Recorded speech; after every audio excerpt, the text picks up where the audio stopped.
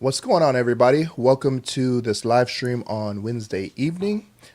This is Hatoraid Live, the Hatoraid Hour podcast. I'm your host, Jordan, aka Hatoraid Cowboy, and we've got an exciting live stream for you today. We're going to be talking about our evolution, and we're going to be talking about some really cool speakers that you may not have heard of, Mac Theatron. But before we get started, just a couple of house items, reminders. As always, let's have fun, let's be kind to one another, and let's keep it G-rated.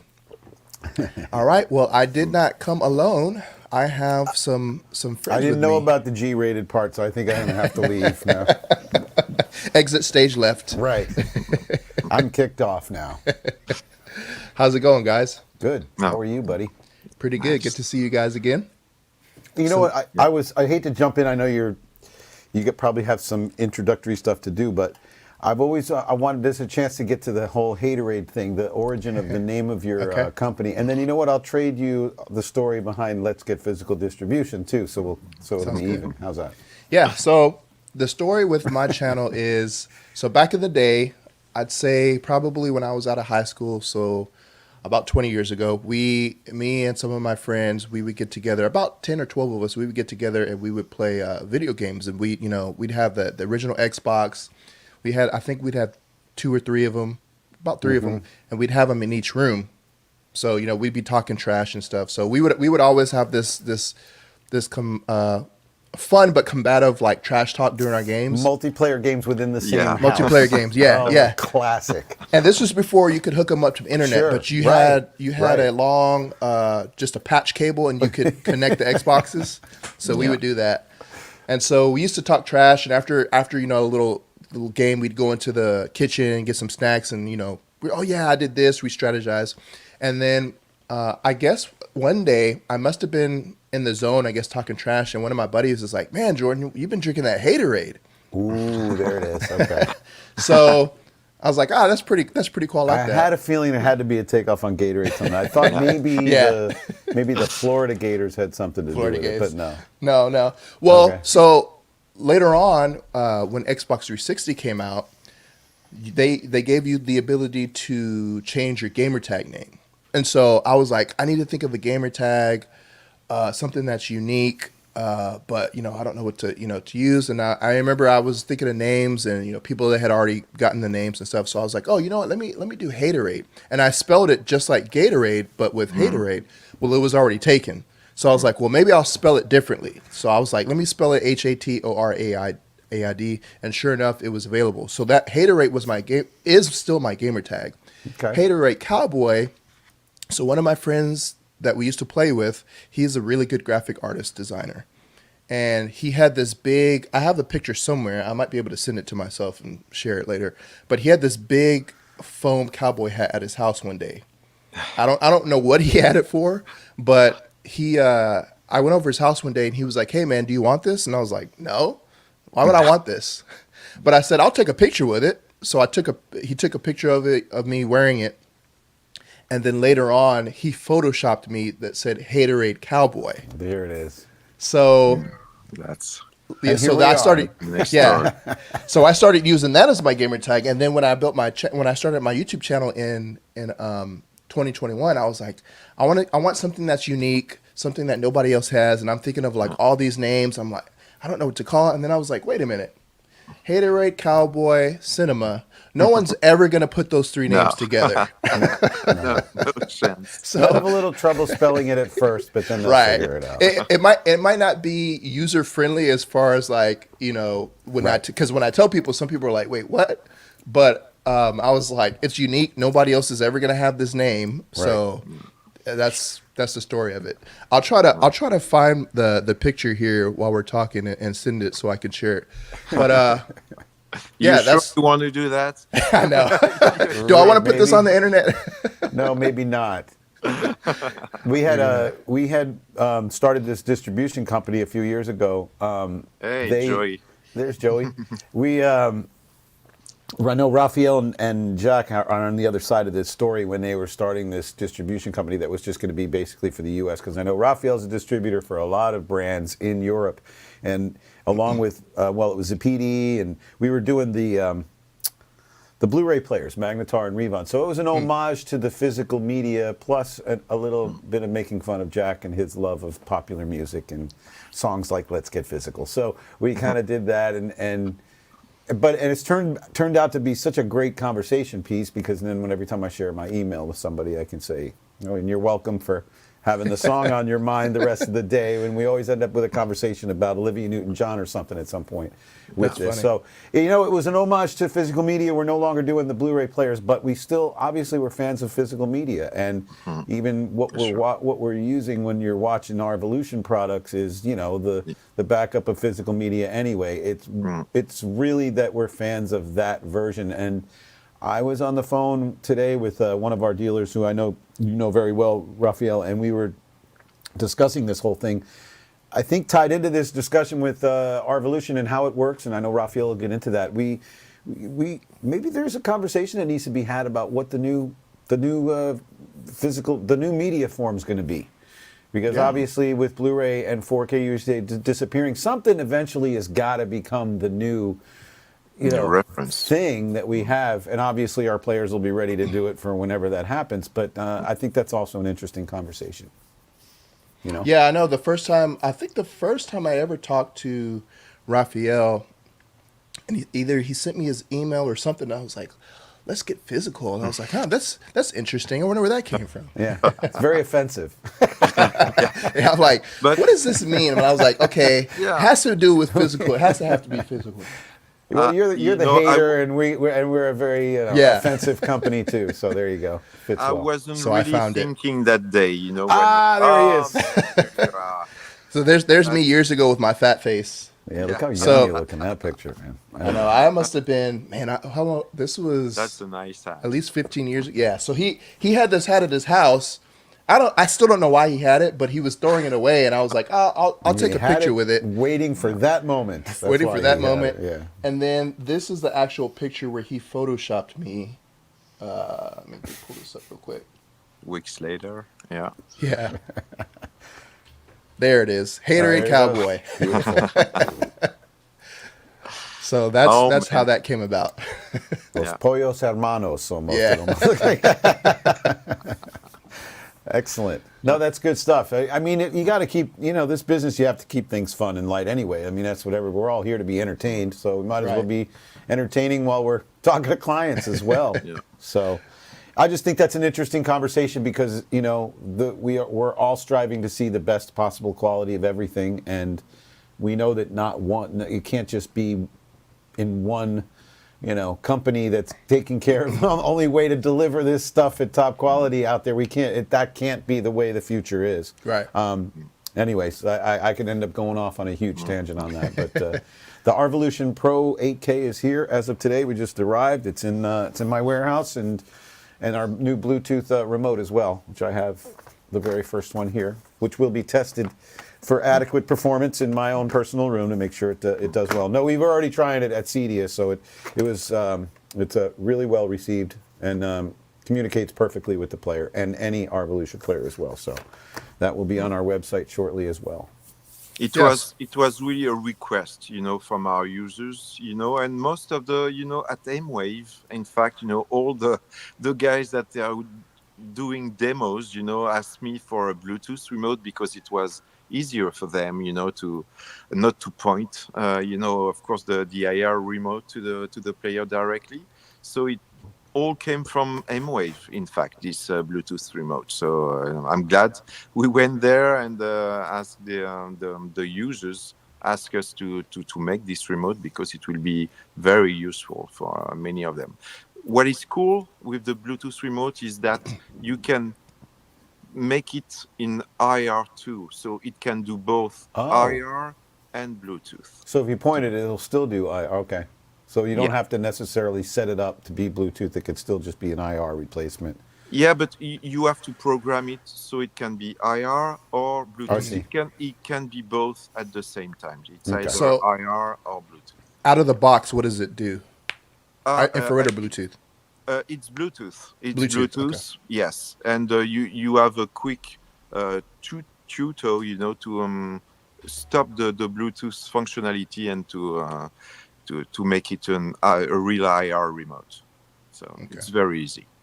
There's just a quick pairing process up with the player. That's all. Yeah. Okay. And this works with which players? Anything with an Arvolution brand name on it, except for the NAS, of course, which is that's a different product. But yeah, any of the Player 1, Pro, 8K, the Player Mini, and if you go back to the last, no, that's it. Those are the ones that will play on all of those. Yeah. Okay. And it's already inside the Pro. You know, it's delivered with the Pro 8K by default, and for the other models, I didn't even know that. That's great. Yeah. Excellent.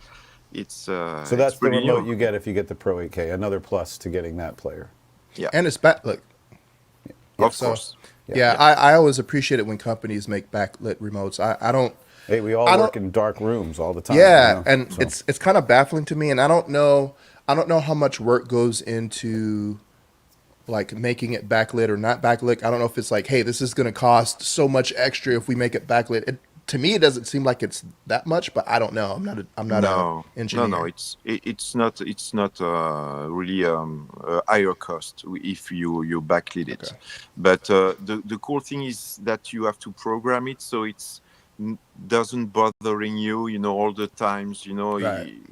When you reach it, you know, when you're in the dark, it's a light color, you know. We didn't do it like blue or red, you know. This yellow thing, you know, is not disturbing you when you're using it in the dark. Yeah. Very subtle, right? Yeah. Gotcha. Excellent. So there it is. There's the Pro 8K. Yeah. So this is the Pro 8K, and this is the poster wall, correct? No, that would be your home page. Oh, I'm sorry, your home page. Yes, it's the home page. Yes, the recent one most of the time, and that is the. So it's like, for instance, in my room, when you go to my home page, that's customizable too. So you can tell the home page to have a specific category in your carousel at the bottom. Like when you go back to that main home page that you had there. So that can be any category you want it to be. So me being the Blu-ray surround music freak that I am, I have a surround music category, and so that's what you see there when you open that up. That's the first thing you see. Gotcha. And then the columns in the left, you can change the order of those as well. So you could have movies first. All categories that you've created yourself can all go over there as well. Got you. So then you've got your poster wall. Now, you guys did some updates, and I know we talked about this at M-Wave and at CD a little bit, but this has been updated, correct? Or were there some updates to the poster wall? No, not really. You've got 2 lines and 3 lines still, but you know, there is the work in progress to do a 235 presentation, you know, in the near future. And I know that a lot of users are asking for like a 4th line, you know, more cover arts. And we will take that into account, you know, in the next future. Okay. So then this is the back of. Yes. The Pro. The Pro. You know, so what kind of ports we got here? It looks like we got 3 USB 3.0. 3. Yes. Okay. 3.0. We've got some analog output that is not very useful, I think, for this player. That we could just clarify that up because we don't want people to be confused to think that. Now, correct me if I'm wrong, Raphael, or just mute my mic if I'm out of line here. But I'm just curious. That could easily be confused as to being an analog DAC output. That it's really not. It's enough. Am I right in saying that that's basically the audio that comes off the basic card that's in that player? Yeah. Exactly. We didn't want to do like we did with Zappiti before with with some DACs, because I know a lot of you guys have already their own DACs, and it's a price we didn't want to go if you don't need it. You know, most of our customers are using only with HDMI output.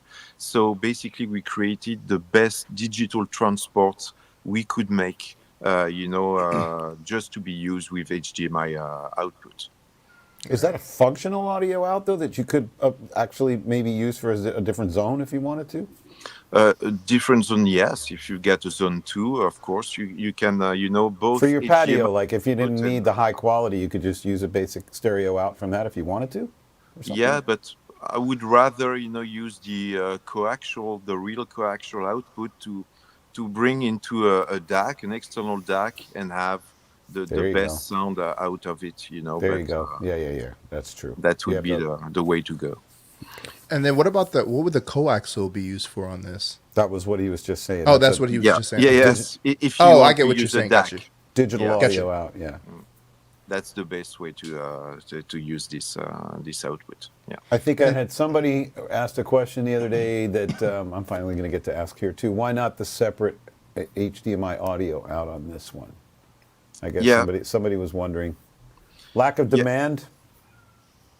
In fact, we in the experience that we had with the former players that got two HDMI output, is that it's very complicated depending on the AV receivers that everything is working properly, because difference between the HDMI 1.4, 2.0, 2.1, so many problems with this. And to tell you the honest truth, the HDMI audio only doesn't really exist, because embedded in each HDMI output there video. is always a video output of I think it's 480 it's the resolution of a DVD, but there is always some video, even if it says audio output only.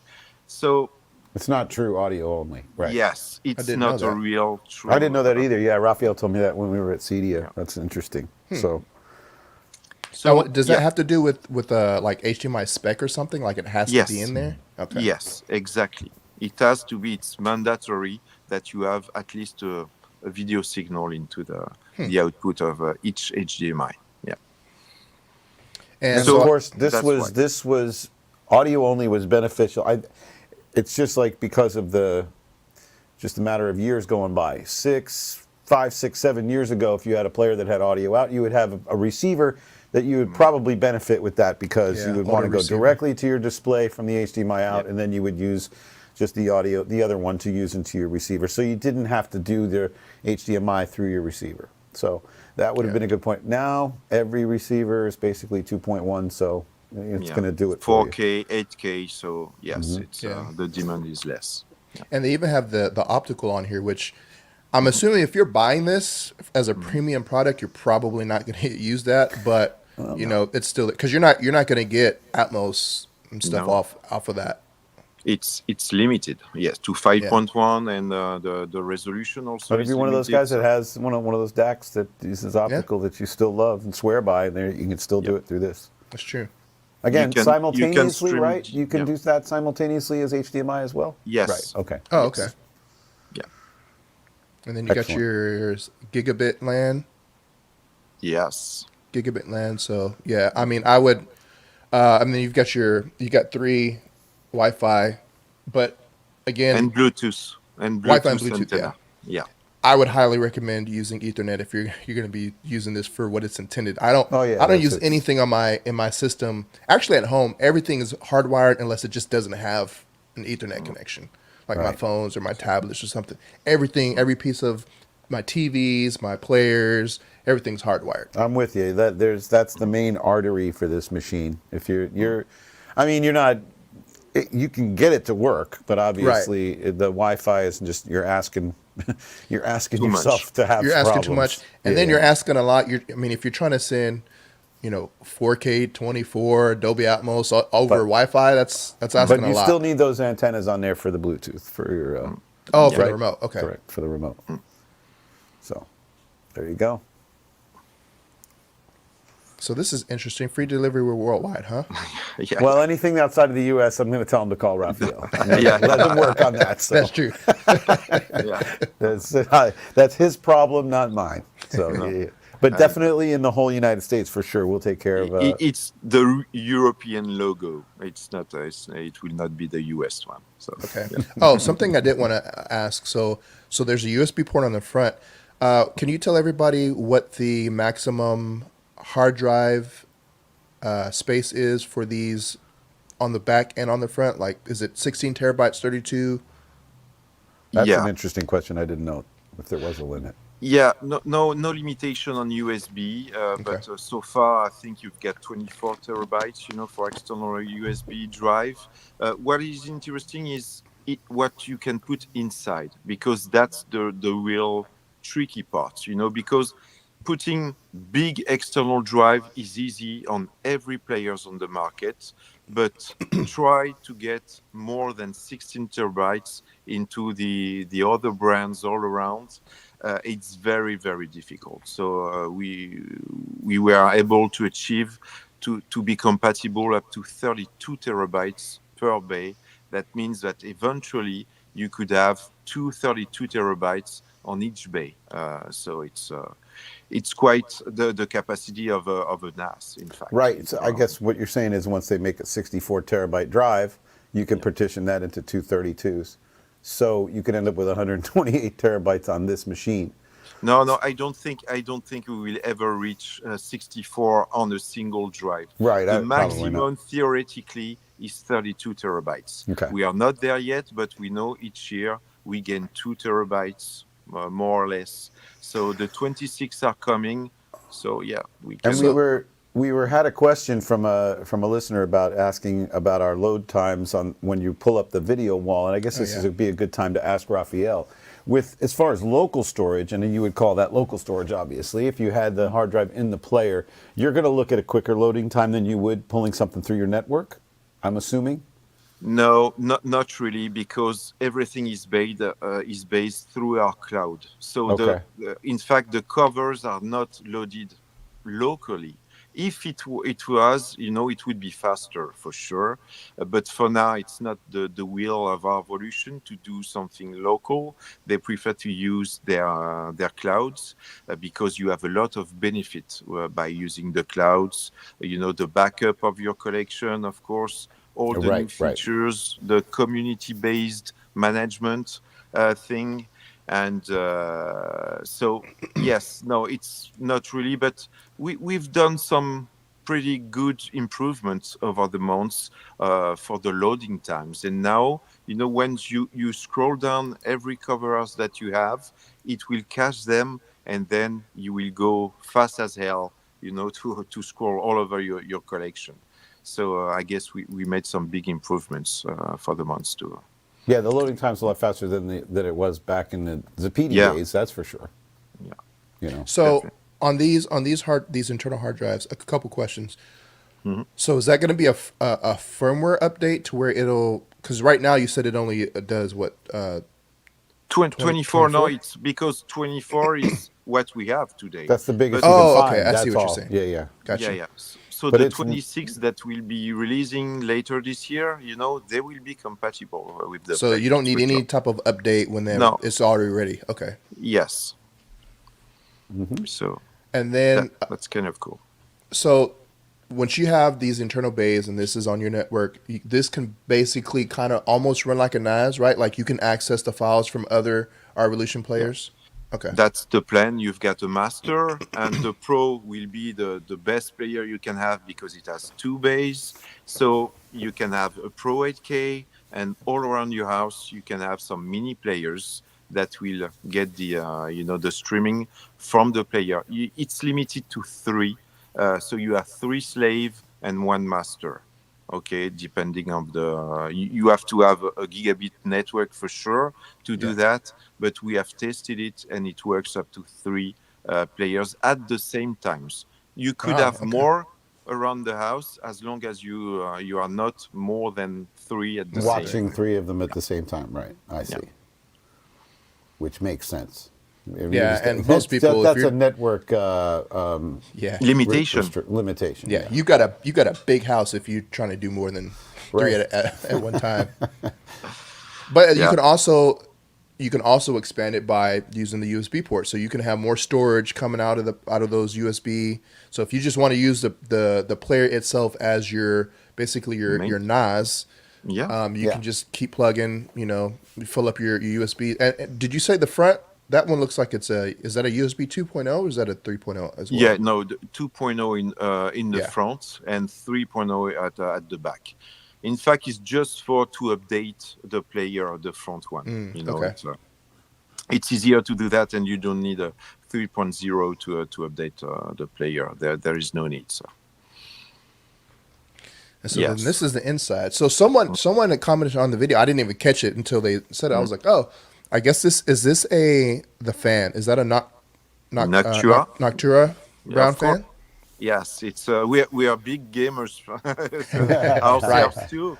So we put that back in the days with Zappiti NAS, to make it slow, less noiser. Quieter. It's Right. it was already Noctua inside our NAS. So yes, we take them, and it's very reliable and yes, quieter as possible. So it's the Okay. best for this player.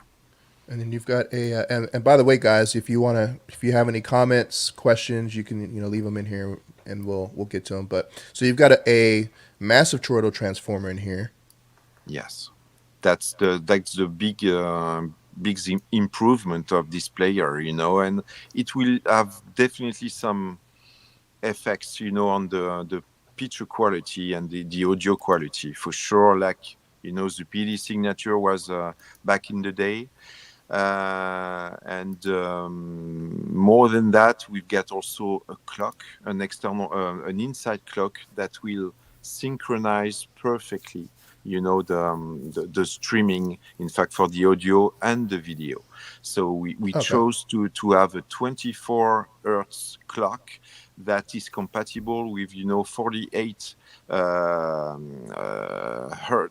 kilohertz for for the Dolby Atmos, for instance, etc. So it's compatible with all the format, audio and video at the same time. So most of the clocks were 32, 37, kilohertz. We chose to be 24 to be compatible with the audio and as well as the video. As you know, 24 image per second. So all makes sense with this number for the multimedia player. Okay. And speaking of clock, I forgot to mention this earlier, but big shout out to both of you guys. But big shout out to Raphael. Raphael, tell us where you're at and what time it is. Oh, it's almost 2 a.m. now. Well, I was going to say at the top of the show, why do we do this to Raphael? I mean, is it because he wants to live on U.S. time most of all? By the way, Exactly. all of I his wish I was there watches and with his you. phones, they all say Eastern time zone. But the other thing is that this is prime time for us, so he's making a Right, sacrifice to be here in prime Yeah, this time. was his idea because I said what time? And he's like, let's do it on Florida's time. So I thought I was bad about staying up late, but this guy's nuts. So yeah, big shout out. Give a big shout out everybody to Raphael. It's 2 a.m. where he's at. He's taking time out of. He's literally losing sleep to make this live stream possible to talk to you guys. Yeah. So But my pleasure, man. That's how passionate Anything he for is your about job. home theater. so What is Dolby Vision Profile 7? So that's what I was going to ask because I see a lot of people in my comments on other players too. They're like, "Hey, is this Dolby Vision Profile 7?" I don't know much about the other profiles. I know that there's different flavors, and I don't know if you know about this, but I'm curious because I keep seeing this question, and I'm like, "What's the difference between Dolby Vision and Dolby Vision Profile 7?" Because it seems like everyone keeps asking. I guess it's something that a lot of players can't play or something. Yes, and we can't play it yet, but the chip is capable of doing that. So eventually, we will try to make it happen, with a simple update. So yeah, it's Okay, I see what you're saying. So the chip has the bandwidth to do it. yes, We just have to find out if we're going to be able to incorporate it in an update. So it's a licensing thing. yes. Okay. Of course. Basically, and some engineering too, but It's got that because Dolby name on it, so Yeah, because Dolby's. I'm sure there's like a pretty rigorous process to get that Dolby all that stuff approved to have that Dolby flag on there, right? yes, it's even more difficult than that because normally this kind of profile is only available on a real physical Blu-ray Blu-ray player. Okay. So it's we have to get around that because normally this kind of player are not supposed to do that. So it's we are on our own, and we have to to do our work ourselves to make it work. So that's why it can be difficult. Yeah. So even if you're running a Blu-ray ISO, Yes. you still have to get it approved for it to even play that. It's not going to just play the Dolby Vision Profile 7. Yes, on any Blu-ray player, it will output every profile that you can have. On the media player, it's different because it's not really approved. It's Gotcha. We are Dolby Vision, but all the work, we have to do it ourselves. So that's why it takes longer.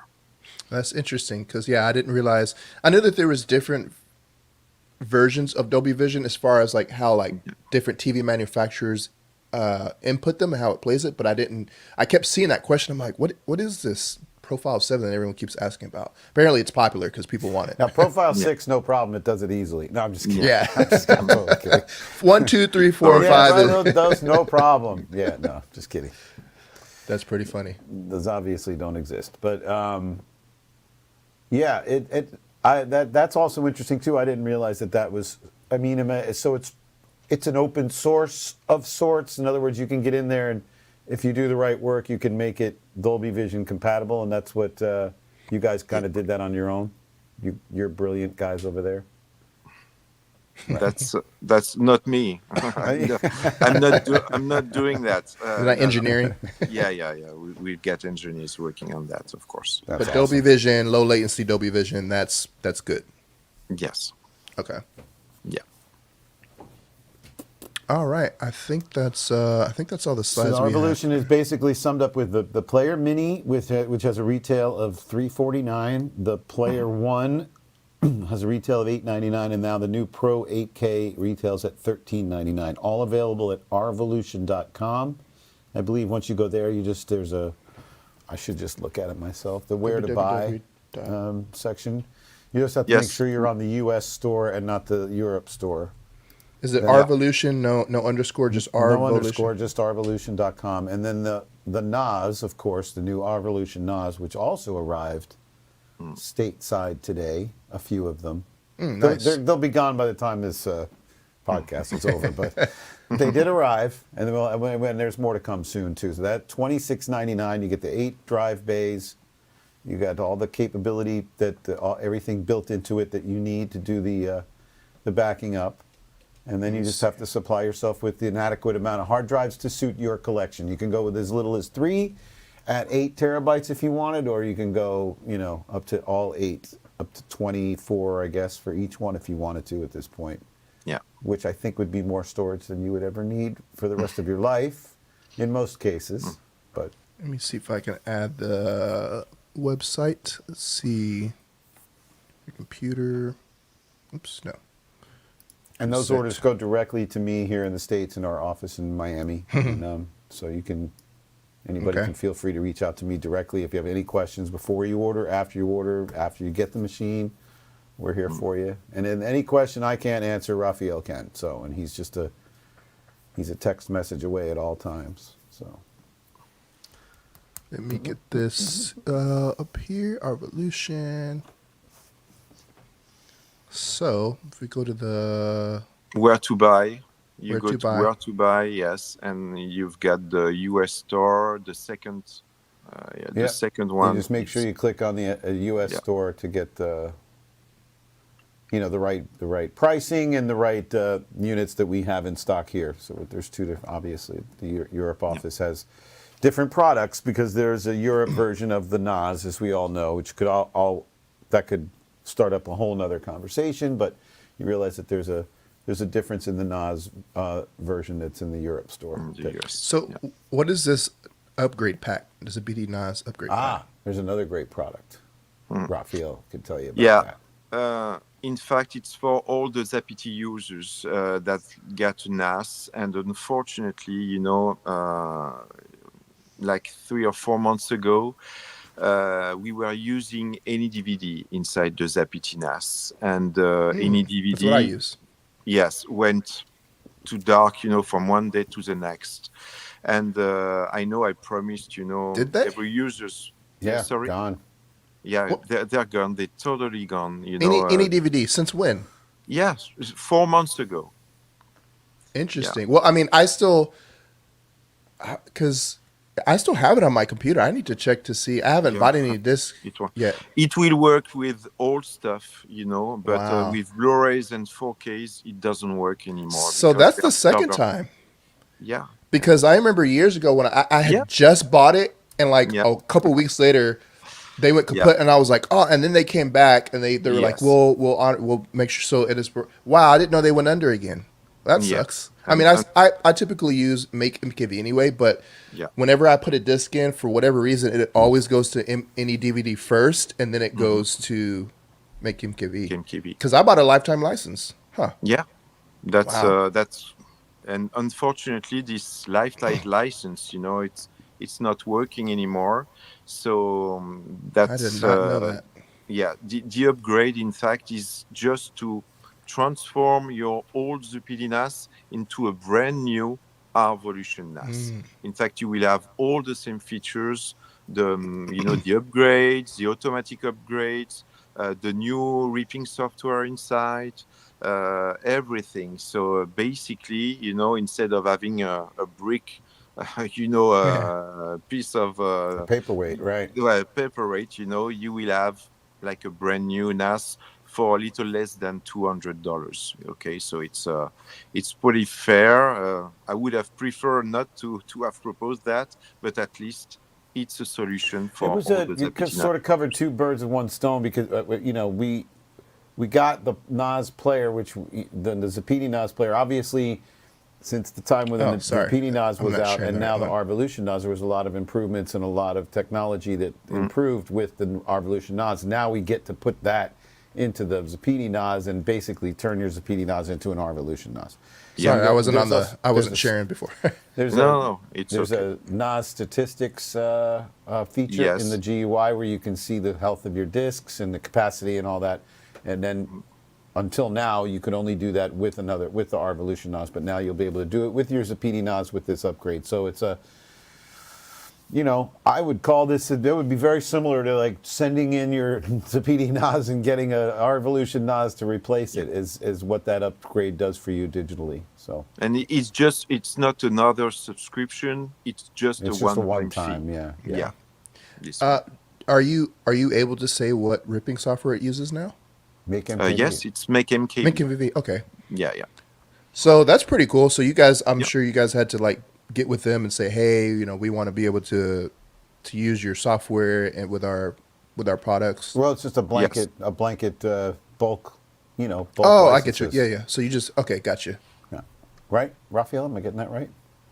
So sorry, it's bulk license. We just buy a bulk licenses from Make MKV. That's how that works. They'll give us as many as we want if we buy them. That's all. Yeah, and we make a special thing that means that every users can choose if they want to keep the BDMV like Make MKV does, or if they want it to be converted, like any DVD, into ISO files. Gotcha. So you just have to let us know, and we just check a box, and it does the conversion automatically at the end of the rip.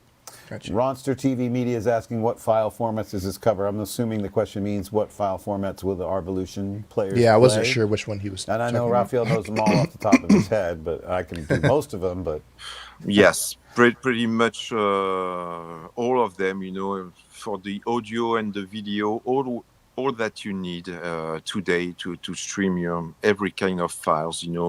Even DSD, DSF files, WAV. And correct me if I'm wrong. It does RO3D as well. Yes, but RO3D it's not. Yeah.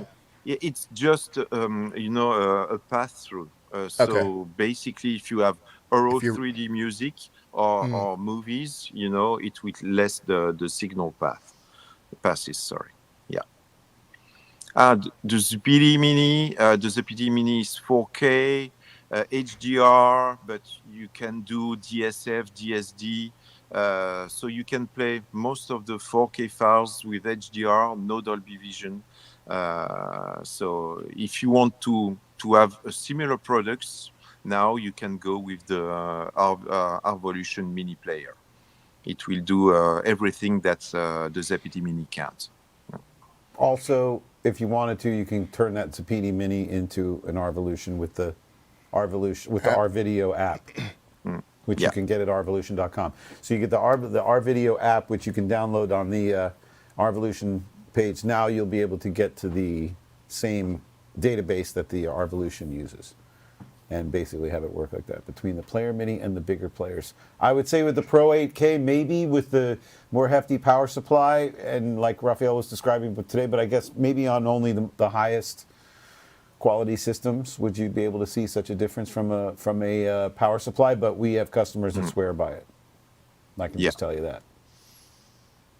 Yes. And To answer this question, yes, the mini player and especially the Pro 8K, you've got a better, more powerful chip. even the Player 1 too, and you're going to get slight AI upscaling in those as well. And we've got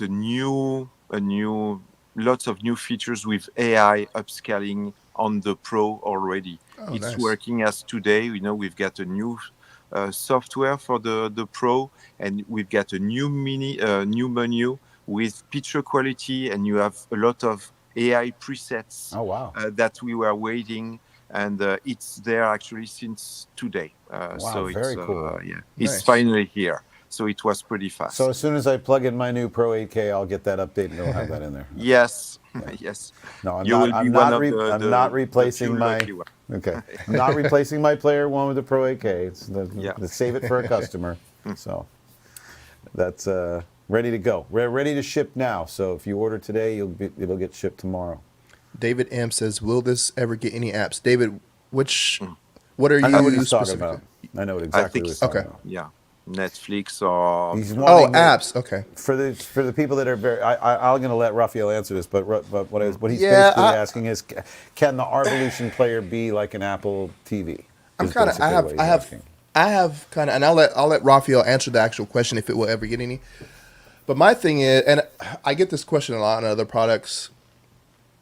Like, if you're, these players aren't made to play or to stream content like Disney Plus, Amazon Prime, Netflix.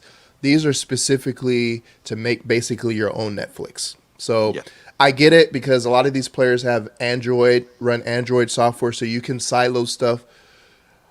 But my thing is, I'm like, if you're wanting something to stream online, like get an Apple TV.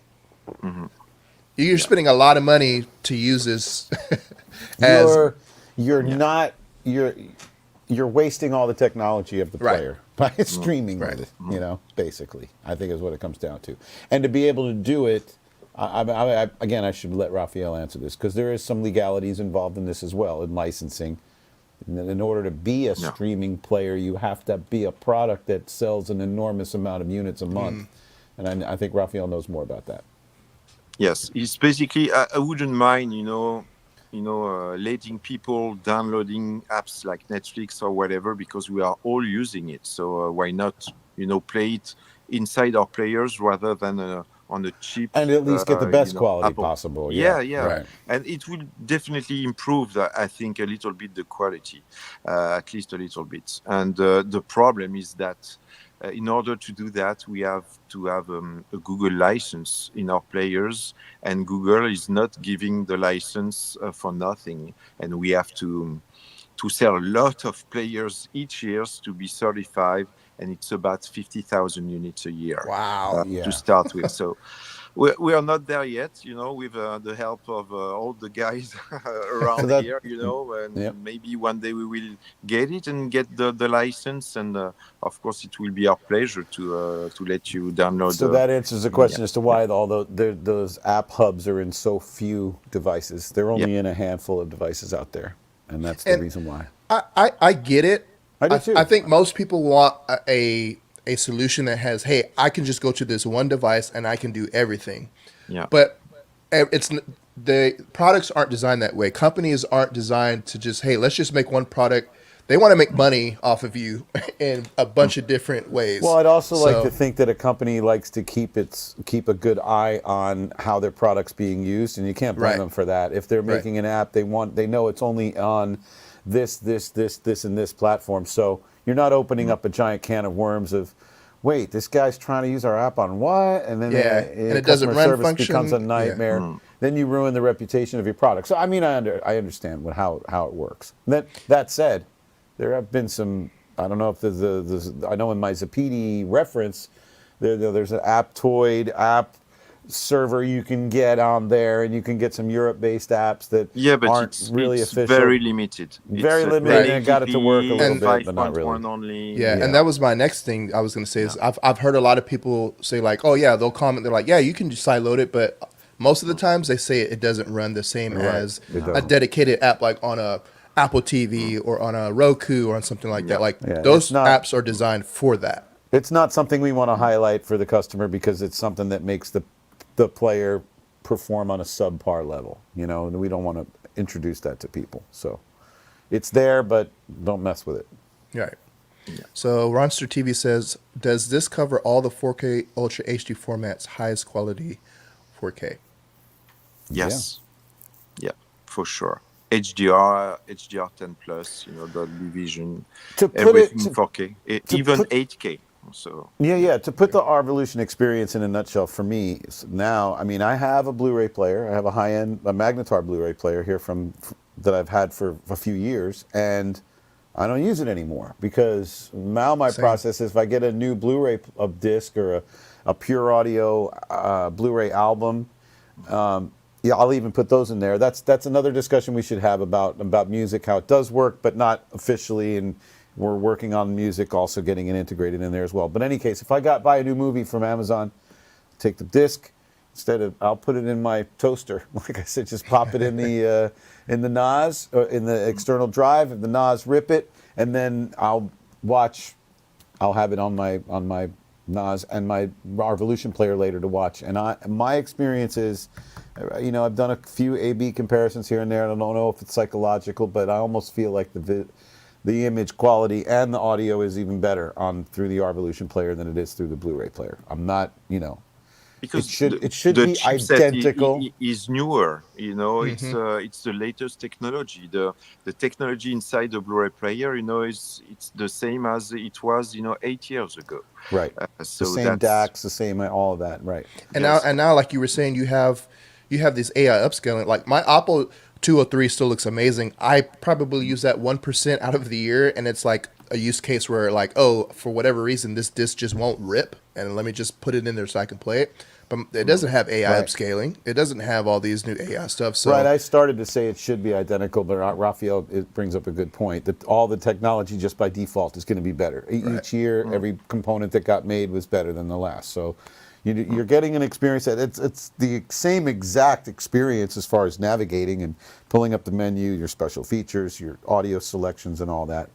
I love the fact that I have on my universal remote, I'm using a Sofa Baton, and I'm very happy with it. And I have the buttons on the bottom. I have one of them set for audio, from the audio button on my Arvolution player, so that I can, as something starts, I can just hit that real quick and just see which audio track it's playing, and change it on the fly if I want. And then underneath that, I'll have the what do I have there? I forgot. But anyway, you know, I put a couple of the other.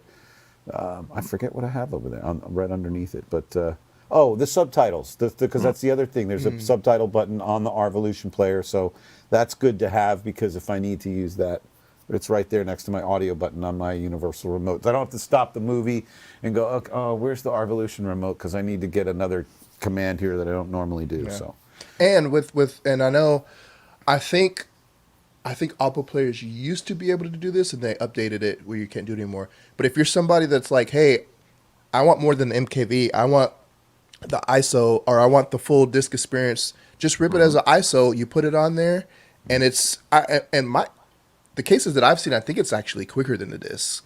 Okay. Because you don't have to wait for the disc to load. Like there's still a little bit. It still loads like a disc. You know, has a little loading bar.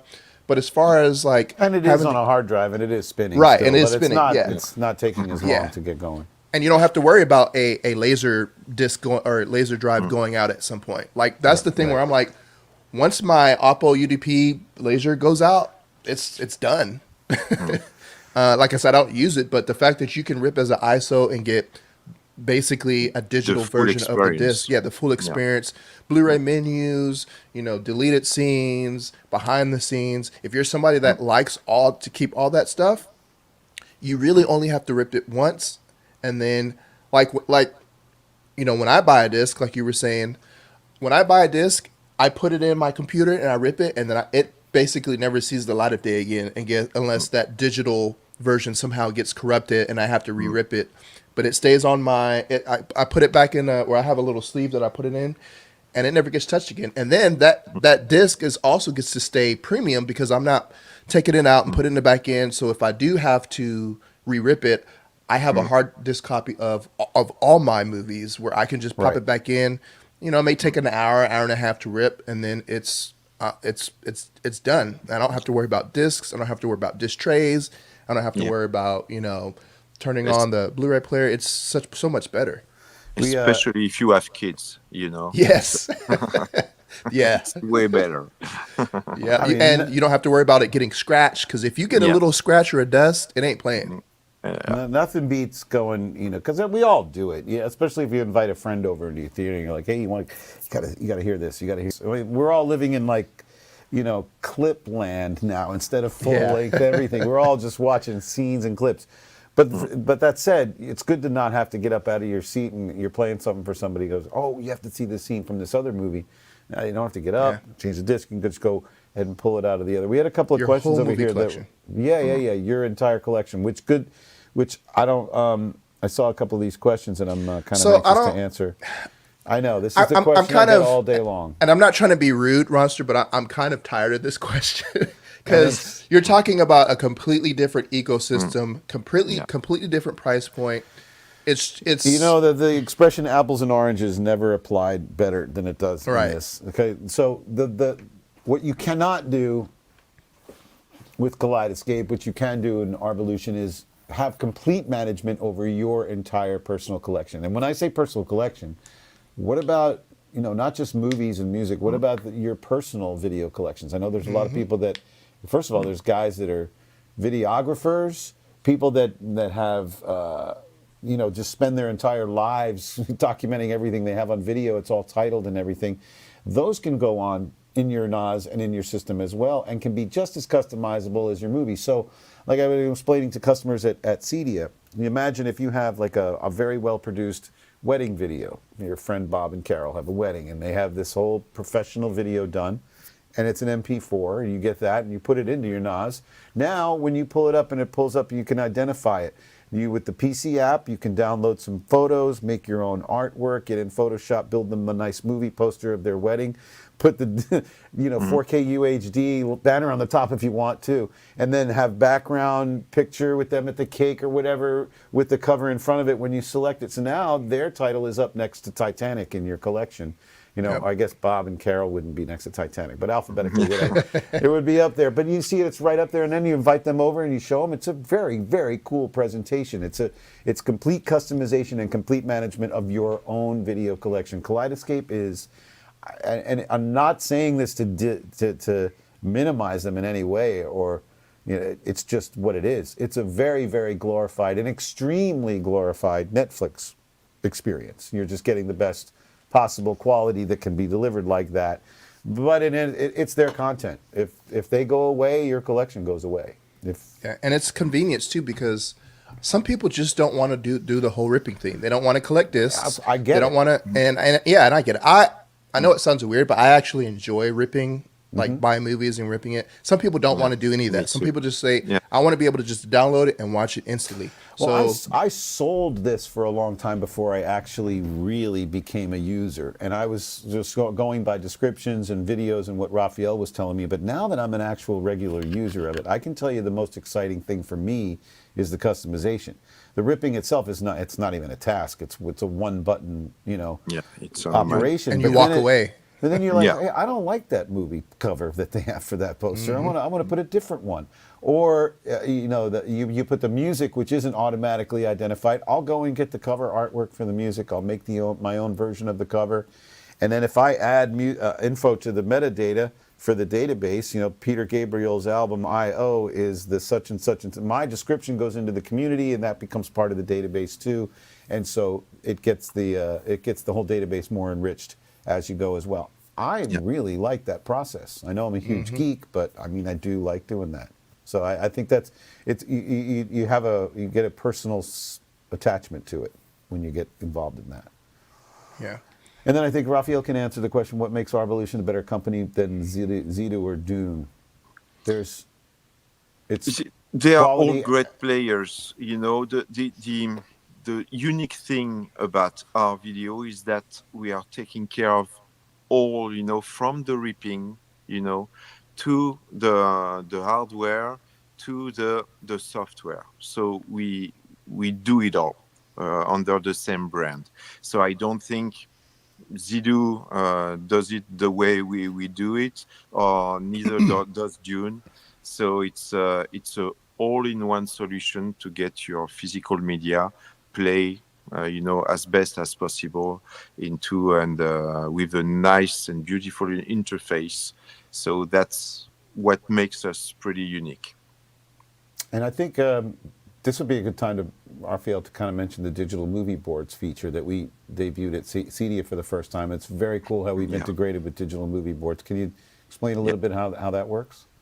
Yeah. This, you know, I've met the guys from Digital Movie Boards, you know, not so long ago, and I was looking for something, you know, to put on my home theater, you know, and I was looking for a movie poster solution, and I saw what they did, and I like what they did, and I get in touch with them, and as a matter of fact, you know, they were big fan of Arvolution already, so we decided to work together to create a plugin that will, you know, interact with the Arvolution collection. In fact, that means that your collection will be directly into the movie poster boards that you have, and it will be synchronized. When you play a movie, you will see automatically that now playing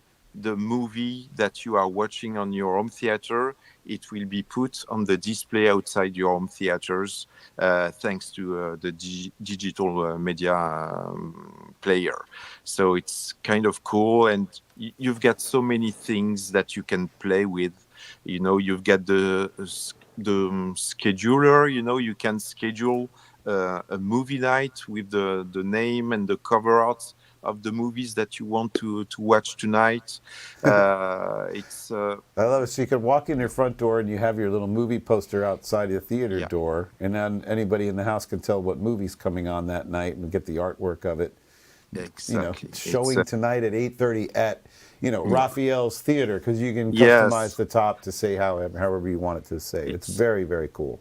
It's very cool, and it works beautifully. So I'm very proud to be a partner with them. And yes, we are, you know, we are working together to even make improvements in the future for the features on it. So it's a work in progress, but it works beautifully as it is today. And basically, it just requires the digital movie board player. A network connection. You get your own little 4K TV, like 42 inch, 43 inch, whatever you want. You mount it vertically, and then the app will get you to change the aspect ratio and all that, so it fits up on the screen the way it is. So it's not a huge investment to get it going, and you could do, if you wanted to, someone could get 2 or 3 of them and have them running different sort of sequences, or would they all do the same thing? No. You can choose many different things. You know, you can choose. You could have now playing on one, showing tomorrow night on another. Something like that. Yeah. Yes. Each players are independent, in fact. So fantastic. Yeah. So we got another question. How much better is the quality of this over just using PLEX via Apple TV? So I can comment because I've used all of Yeah. them. I've used Plex on Apple TV. I've used Plex on NVIDIA Shield. I was a big Plex user until I found out about Zidoo and Arvolution. I love Plex, and I think Plex is awesome. However, it's very limited Yeah. on the type of formats as far as like you can't do ISO, you can't do DTS. BDMV. Yeah, it's limited. Whereas and Plex is something that you as a software that you download on your computer. It's not hardware. Right. Yeah. So it's limited there as well because now you have to have a computer, you have to have a processor, you have to have everything. You have to buy everything unless you have a computer. But Plex isn't very software intensive unless you start trying to do like transcoding and stuff. With something like an Arvolution, you don't have to worry about transcoding. It's going to play whatever you put on there. Right. And it already comes as it's almost kind of like plug and play. Yes, you have to have a hard drive and you have to maybe do the legwork to get all the stuff on there. Whereas Plex is you've got to download the software, you've got to have a computer. This you just buy it and you know what you're playing is going to just be bit for right. bit exactly what it's supposed to be. Right. So that's my input. What's the poster app that Bobby Digital's talking about? Is that the same thing he was talking about, the digital movie boards? Any plans on having Arvolution compatibility on the? Yeah, I think that's. Oh, yeah, we talked about that. It's compatible. Yeah. Yes, with digital movie boards. Yeah. Right. Excellent.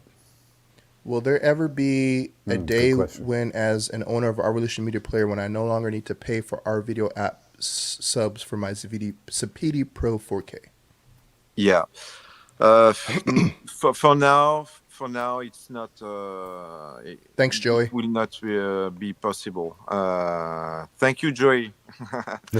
Cheers. See Joey. you soon, buddy. Thank you for being here. So yeah, for now, no. Maybe the one day, when the Pro won't work, you will go directly with an Arvolution mini player, for not an expensive sales, and you will no longer have to to pay for the subscription. But for now, it's not in the plan that Arvolution will stop doing subscription. Yeah.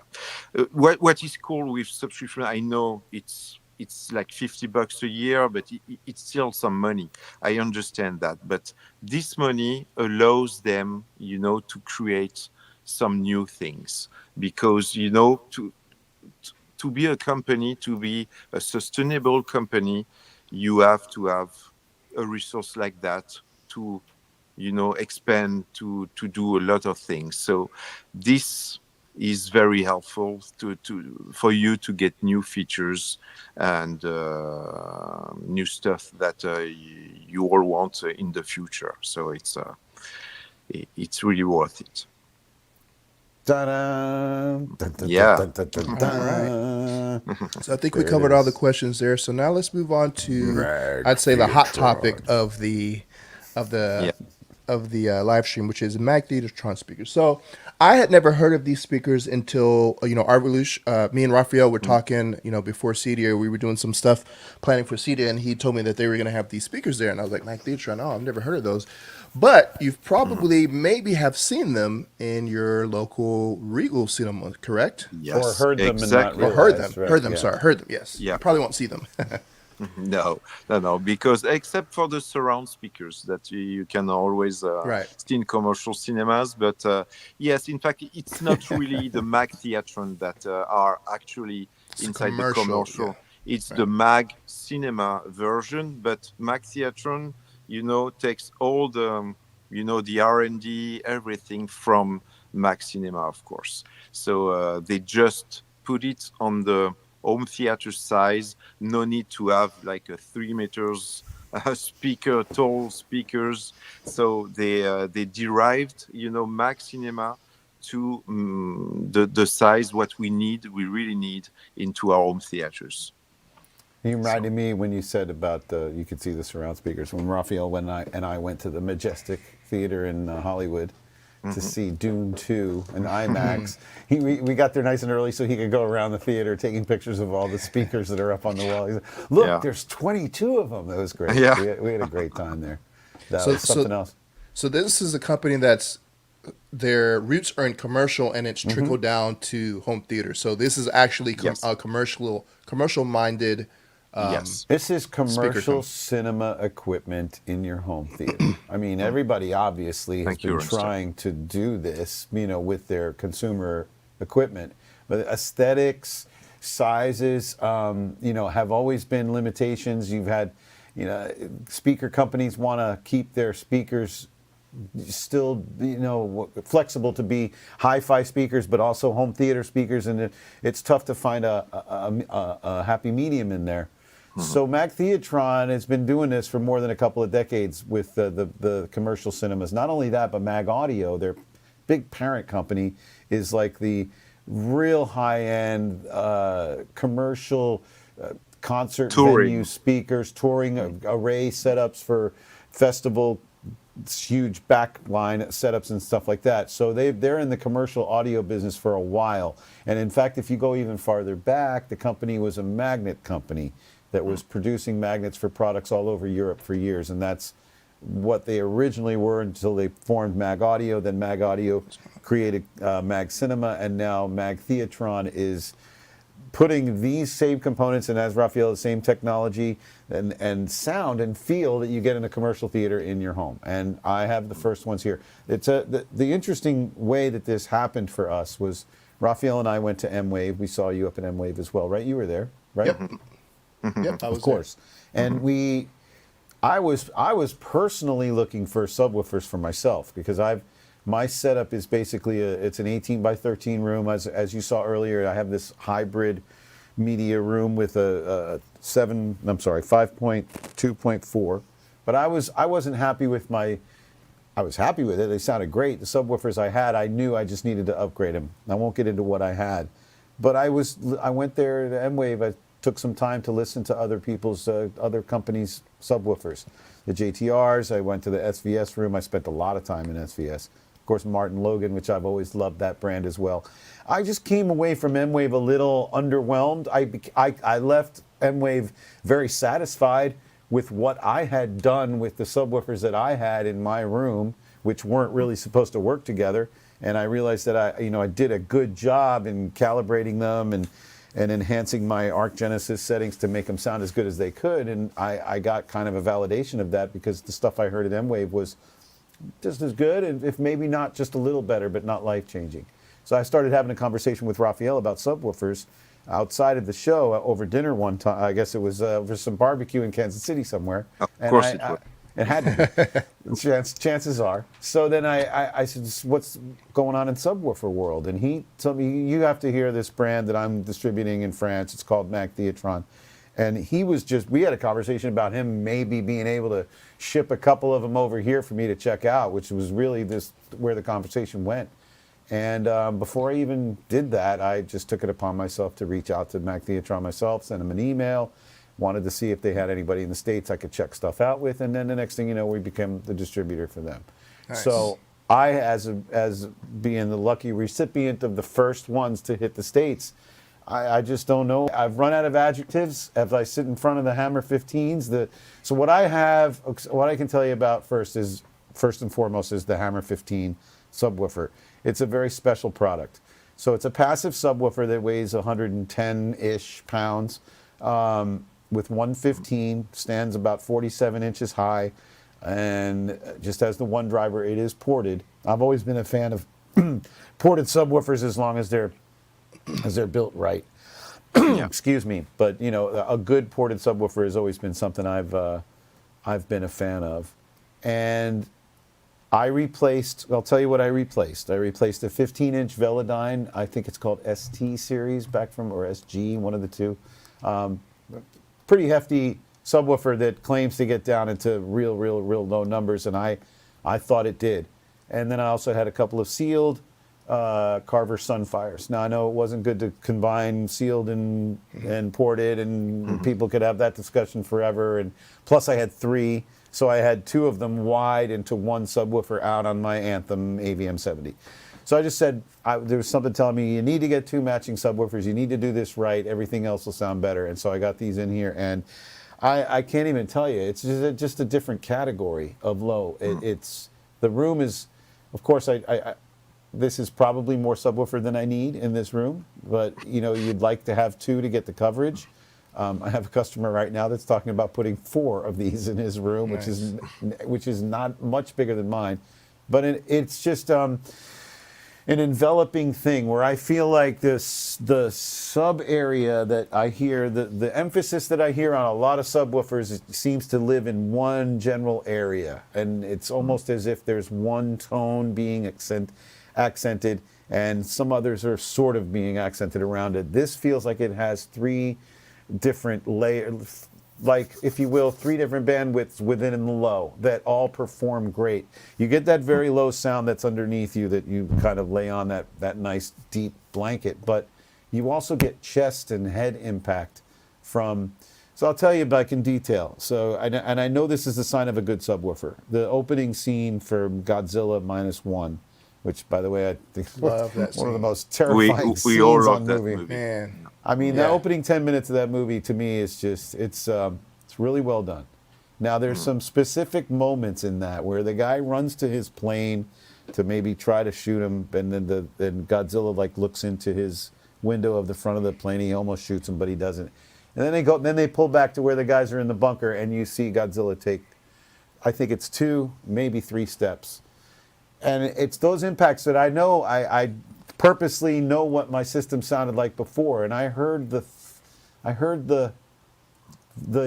what's the word, the thump of the footprint, the footstep before, but there's also this very tactile, like, impact noise that first happens when that's in there. It's not only that the sound of the earth shaking from the effect of the foot hitting the ground, it was the actual foot hitting the ground that actually hits you more in the chest and the head area at the same time that the stuff underneath you does. And that is palpable. This kind of feeling was like, this is covering the entire range of my low end, that I'm not asking my mains to do any of this.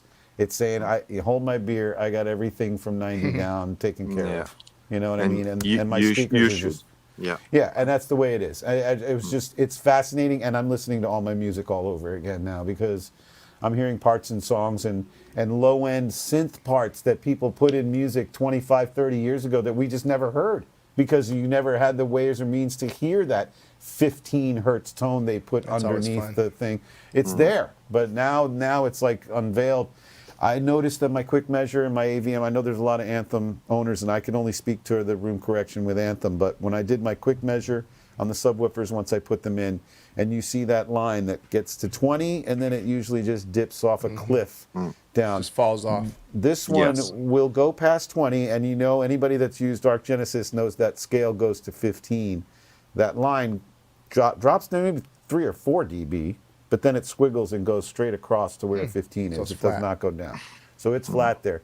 The speaker says it's 16, the amp says it's 20, but because of reasons that both of you guys know, that there's that's the rated frequency response. Right. We know that the actual is a lot lower, and this is just there's so much energy in that area that you just you hear things that you didn't even know. You can feel it. People produced, and it's mostly felt.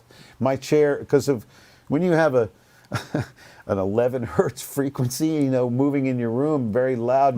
The chairs, the actual, like, they would almost like wave because they were moving, but not, you know, quickly. They were actually, I could see my chairs sort of being affected by it. So I'm not overhyping this. I know I'm using a lot of terms that you would use if you're trying to sell something like this, but you just get in front of these or in a room with these, and you'll just notice right off the bat. Now that's the SVB, so the 21 that Raphael is going to have. I can't even imagine the kind of impact you're going to get from this thing. Where did it go? Yeah, I just saw it fly by. But and then so since then I've gotten the M8s. I have the M8s up front. I should have taken some pictures of how I have them set up. I'm using Bryston amplifiers. I have vintage Brystons that have been running all 9 of my speakers.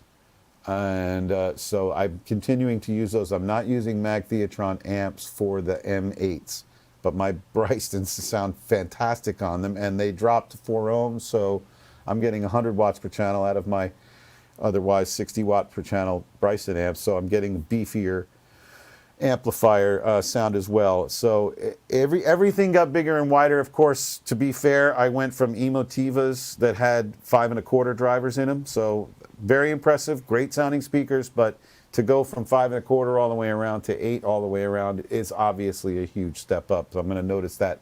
I'm going to notice a difference with any speaker. But these M8s that I have, there's this special high end where you don't have to tow the speaker. Obviously, they're designed to be behind the screen if you can. That's the other thing. I don't have mine behind a screen. I have them on stands. And they are a little closer to me than my other speakers were because they're in front of my existing speakers. So there is a little bit of that. It's a little more immersive automatically because my speakers are a little closer to me. So it probably requires a little less room correction to dial it in.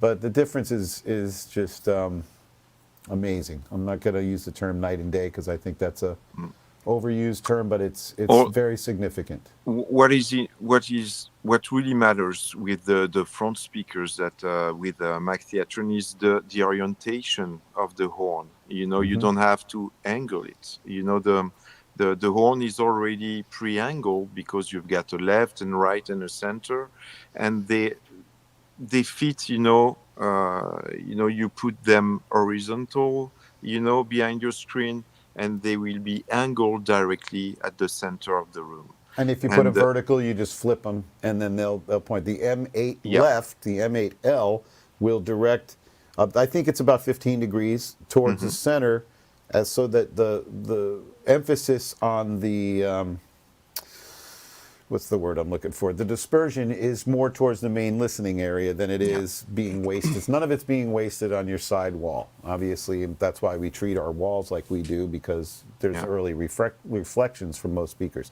And ideally, audiophiles and true, stereo listeners and home theater for that matter, you want those front speakers towed in a little bit to get towards the listening center. This does it for you, so they know the speakers are going to be flat behind the screen in most cases.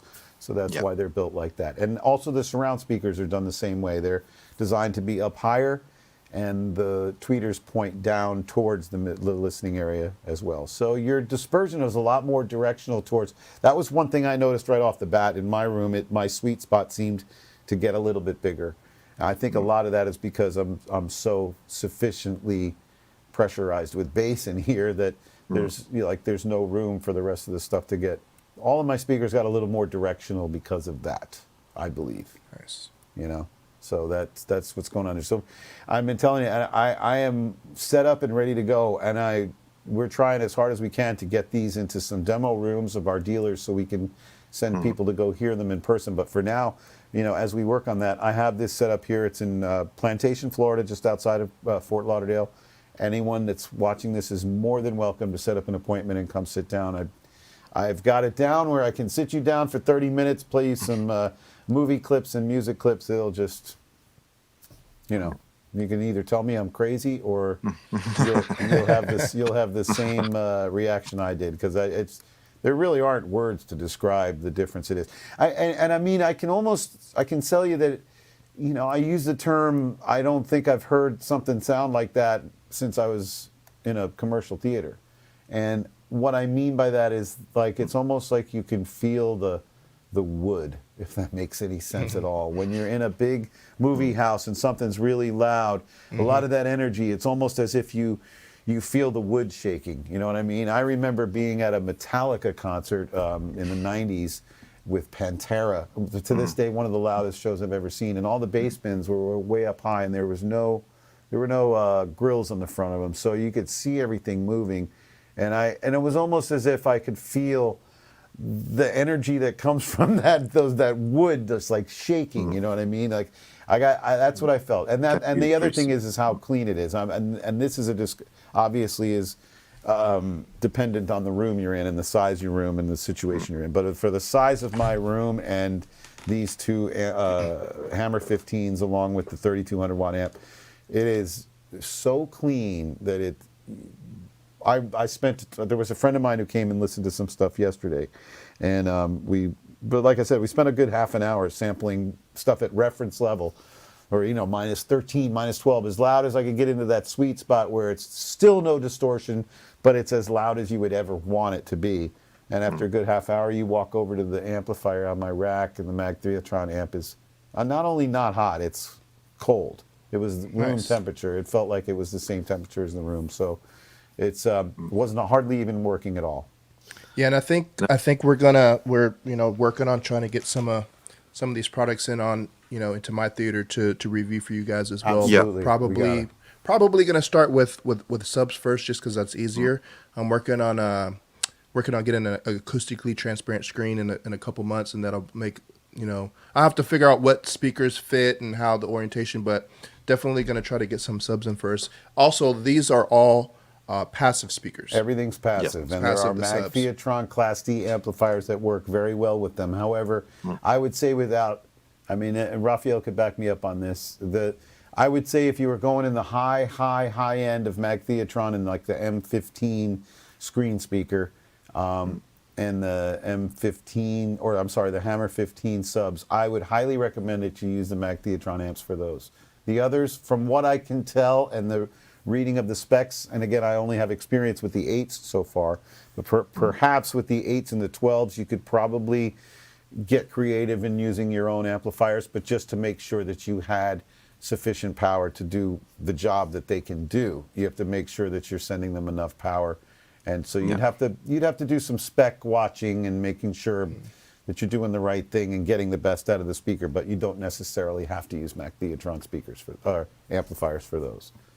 So yeah, let's talk a little bit about that, because you have let me go over here. So obviously you can do they have LED wall options, speakers for slim speakers. So this is stuff like this. This is the most advanced speaker ever made by Mac Theatron. This Falcon 46. It will be really high-end speakers. Okay. This one I don't even know about yet. This one. It's a lot of research. Even the making of the woofers, take them, a lot of times and a lot of investments. And these are amazing speakers, but really for dedicated high-end LED video walls, or big, you can massive put walls. you can put that behind a transparent, acoustic transparent screen also, but really it was designed to get all along the LED video wall at first. Yeah, because I'm looking at this. I'm guessing this is some type of tweeter array, and I'm like, what's going on here? Oh, because I see what you're. Okay, I was in the. I just realized we're talking about a speaker that works with an LED panel that you can't put it behind there, obviously. Because you have to put it, it's meant to flank on top. Got it. On top of so this would be your LED wall right here. Yeah, that's beautiful. And then this would, I guess, would be your acoustically transparent. Yes. Or your baffle wall or something like that kind of. Exactly. I'm assuming that this is a sort of an offshoot of a Mag Cinema product, because it's probably something they did in a commercial setup. Yes, for the LED Onyx Samsung systems, that you have. I could see that outside of outside of a sports arena or something, doing promotions and stuff. Yeah. Right.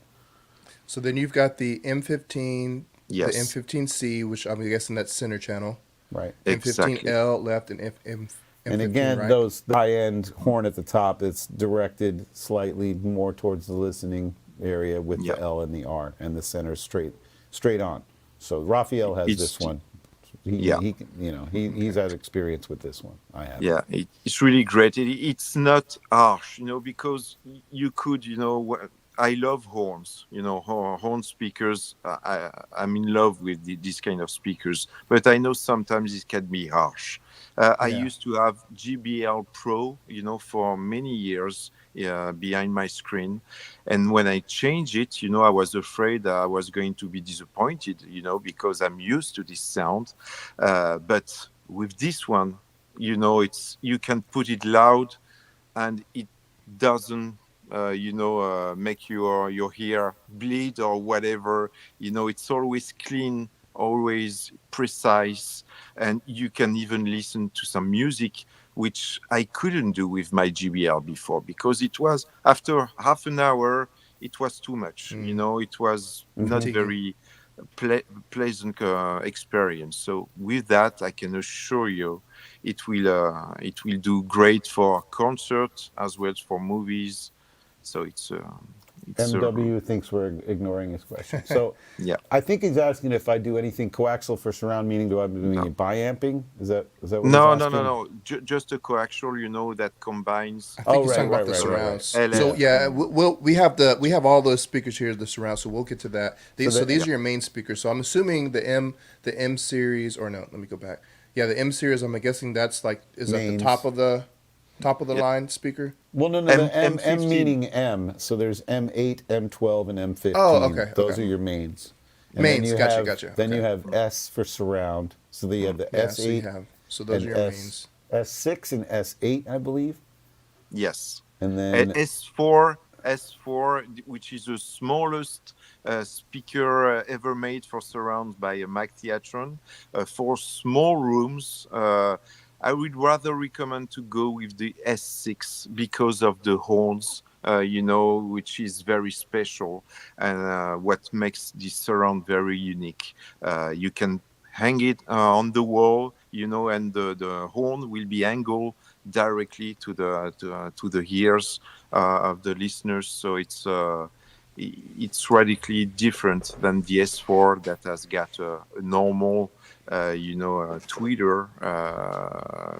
The experience comes from the S6 and the S8. So ideally, you would a lot of people talk about having your bass level, or I should say your main surround speakers at ear level all the way around. These surrounds are designed to be a little bit higher so that because they're going to point down into your listening area. So you'll get better coverage because that surround speaker that's off of your right shoulder behind you, that can get blocked by the top of the chair for the person sitting next to you over here. So they're just by going a little higher and having that horn point down into it.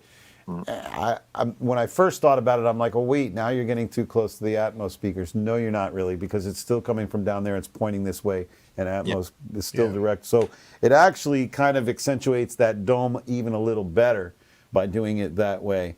Instead of having, here and then Atmos here, it sort of makes the transition a little bit better. I know a lot of screen speakers and a lot of setups like this. 8's a pretty big size. And I think that's where you get into this starting to sound like real commercial cinema stuff, because 12s and 15s for your mains, It's massive. It's massive. And you're getting that low end energy from that stuff, even that stuff that's above your crossover point. You're still getting a lot of energy from those. And they're not doing a lot of work, obviously. And the cleaner you hear your stuff, the better it is. Oh yeah, definitely. And I'm looking at these SPL levels, like this is pretty high, like 118 dB, 114 dB. Yeah, that's the sensitivity too on them is pretty high. I mean, I noticed when I put these in again, every speaker is a little bit closer to me now, except for my Atmos speakers, because I have them on stands in front of my other ones. So that, I don't know, what is that, 8 inches? I don't know if that's going to make a big volume difference, but man, everything I'm listening to, I'm at minus 22 or 21. That's crazy. Instead of minus 16 or minus 15, because the energy's there. And I think it's just from the shift to 4 ohm and that beautiful Bryston amplifier sound that I'm in love with. And I know a lot of customers are like that. People fall in love with brands of amplifiers. They like to stick with some sound character for life. I understand that. Raphael loves horns. I'm not a big fan of horns, to tell you the truth. Just from my professional music experience and being on location with, bad sound guys and bad speakers on wedges and stages, and I got a bad rap. or horns got a bad rap in my world, sort of, because I've heard some bad ones over the years. But this is so much smoother. And maybe Raphael can explain the technology to me. And at the risk of sounding a little ignorant on this stuff, I'm not sure I'm quite understanding the technology of the M8 tweeter, because it says it is a titanium dome. Yes. But that really does look like a horn to me. So I'm assuming that there's a titanium dome in there, but that's more of a housing than it is a horn. Correct? Okay. Yes, exactly. Okay. But it works like a horn, the sound is projected, right. Like in a real it's almost a hybrid horn, if you will. Yeah. I mean, yeah. Got to give me an update on when the artwork load times are going to improve and when we get more than 3 lines. Yes. The CS44 is quite an interesting speakers. They are made for Atmos.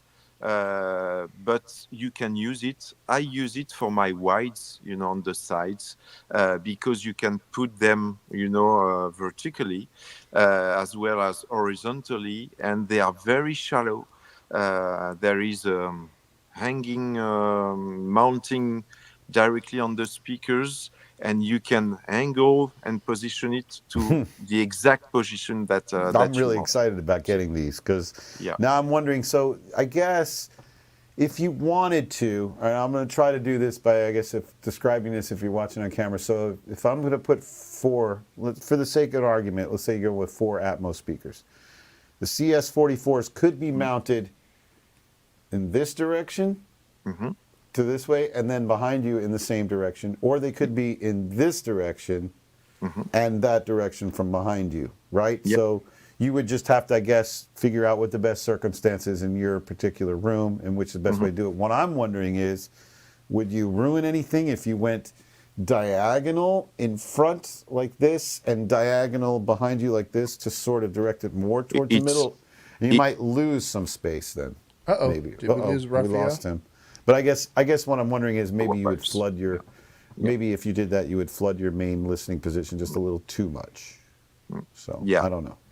Yeah, it would be too much, but sometimes, depending on your room, you have no other choices. So and again, these ceiling mounted speakers, 110 dB,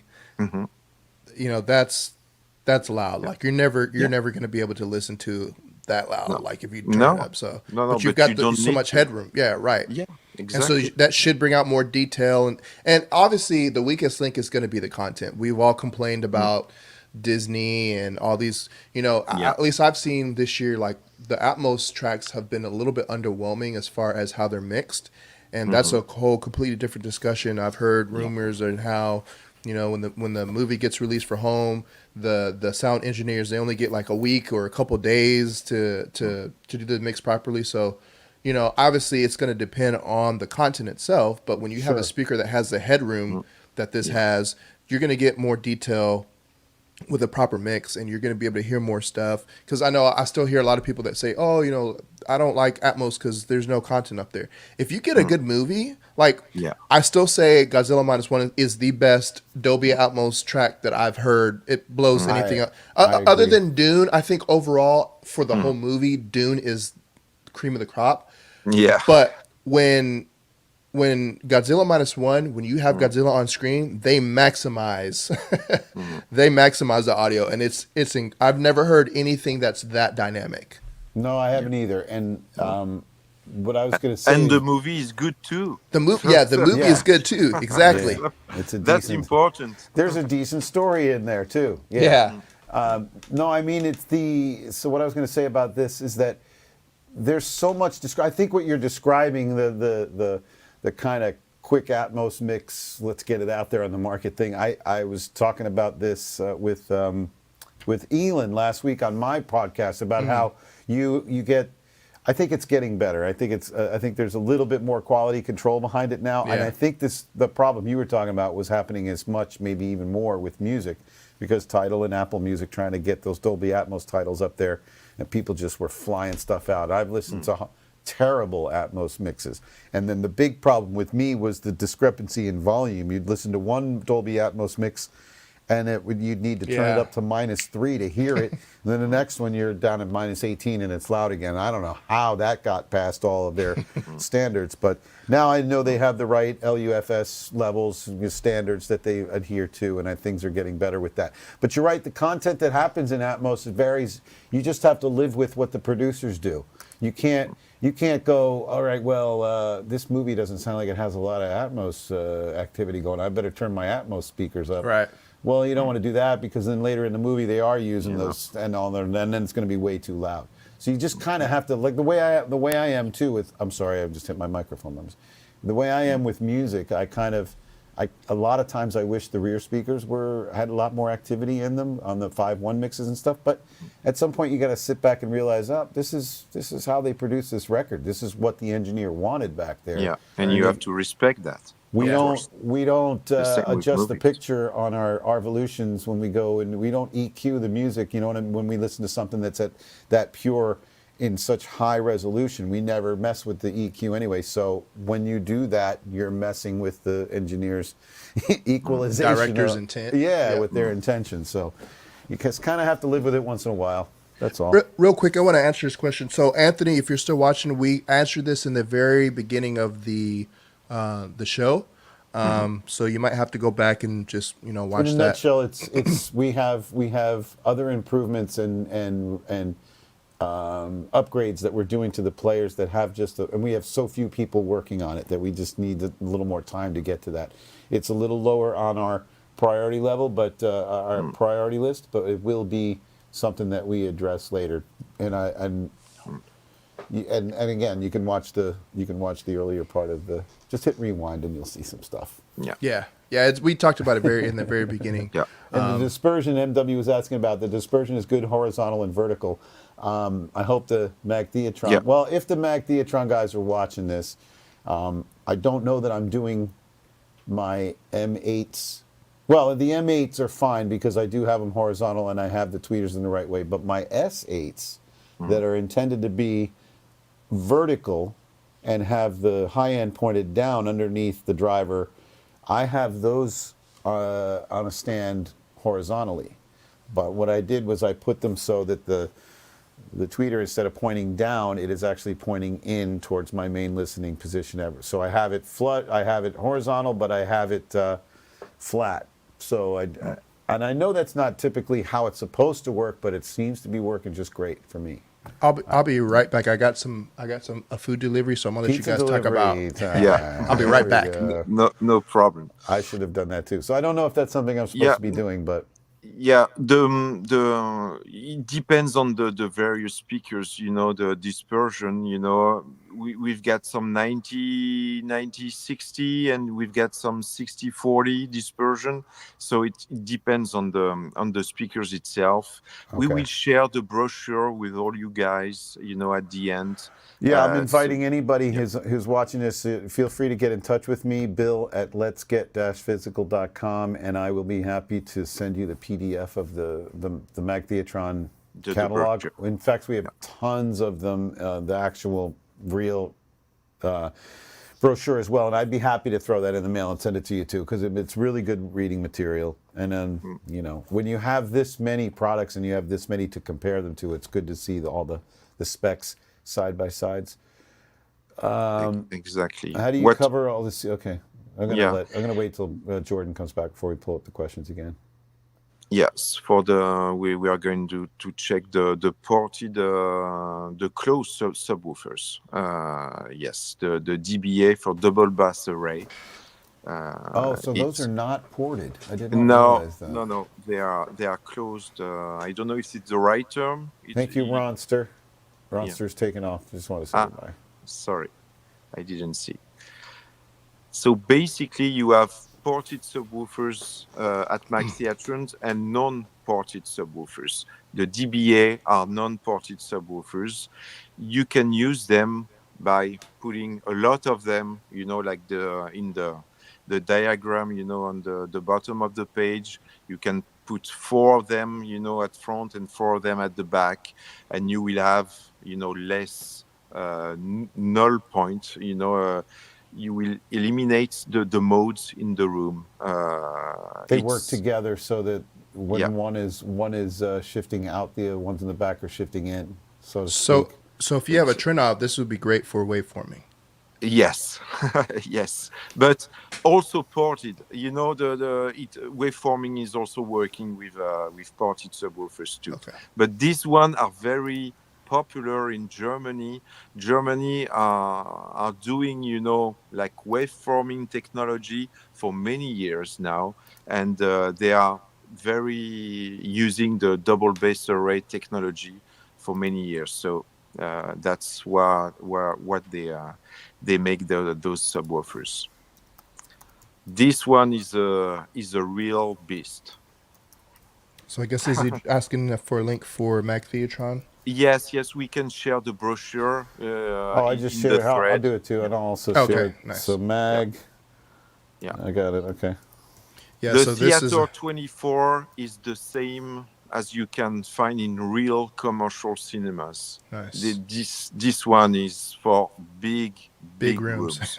Yeah. Yeah. So And you don't want to put this in a 14 by 20 room. no, you don't want. You won't have a room. You won't room anymore. That's for sure. So this is yes. I would love to have one of those, but unfortunately, it doesn't fit in my staircase. It's too big. That's another thing. You gotta because you gotta go up around your. Yeah, it's not This possible. thing is Otherwise, I would have monstrous. put at least one for sure.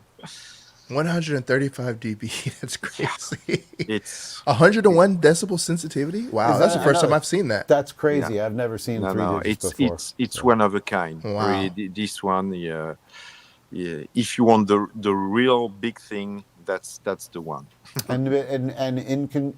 Based on some of our suggestions and conversations, that Mac Theatron is actually developing more products as we speak.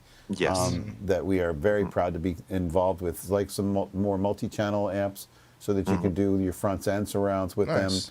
them. And you're like the CS44, but what they really need is a nice matching 4-channel amp that'll run that on a ceiling with 4 or 6. So they're working on all that stuff as we speak, and I do believe there's a talk about some AMT tweeters products that they're going to be we making. will see at the end of the brochure. Yeah.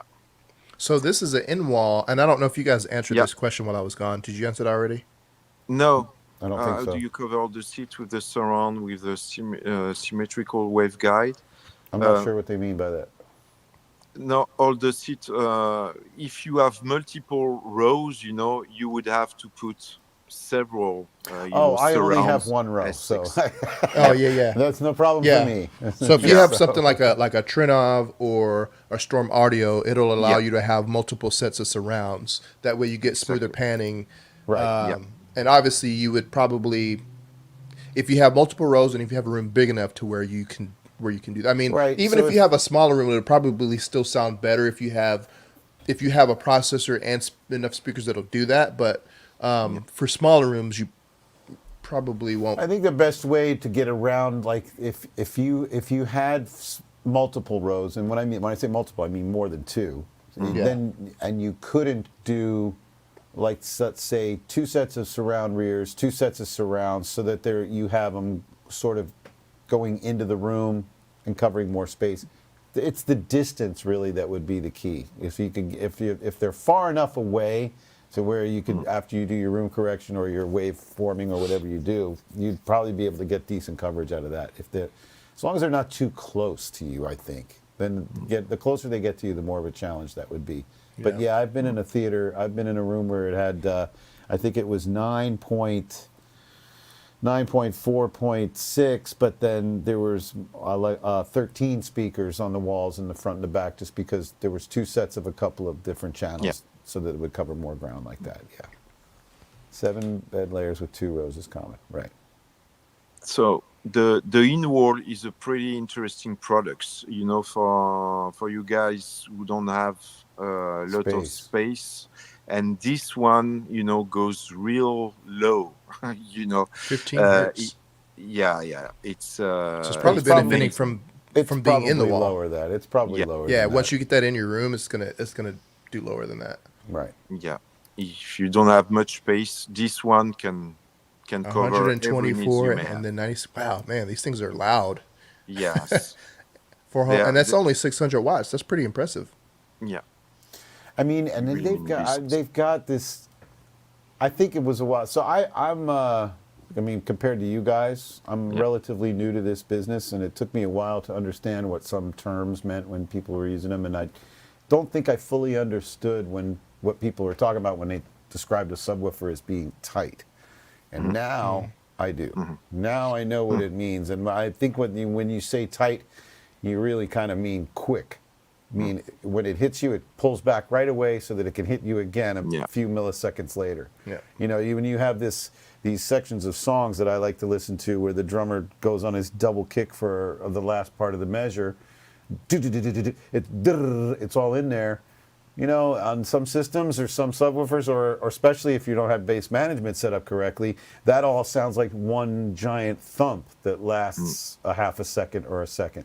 But when it's done right and it's tight, you can actually hear each individual, not only hear each individual hit, but you feel each one. Right. You know. So Yeah, definitely. That's the experience you get from the Hammer 15. I have yet to try out any of the other Mac Theatron subs yet, but I'm assuming that they're similar to that experience. Now, is this your room, Raphael? Yeah. No. Okay. No. It looks similar. Yeah. It's looked a bit the same, but no, Okay. it's not mine. You're not even in your theater room right now? No. Yeah, he is.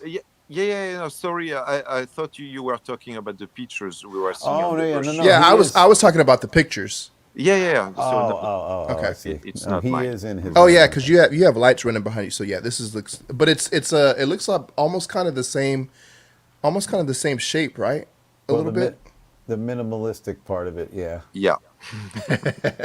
So is this the same room? Are these two pictures the same or is this different? The front? Oh no, it looks like it's different. No, I don't think it's the same. Okay. Yeah. And what are we it's looking at here? Whose room is this?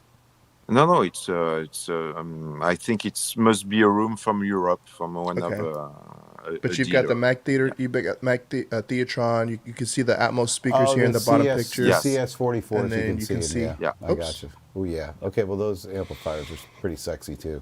So yeah, you can do the behind the screen. Just a quick word. We passed, the Avalon series. Oh, yeah. Which is about to come. I won't spend a lot of time, but Look it's at really that. where Mac Theatron is going. Really, really high end.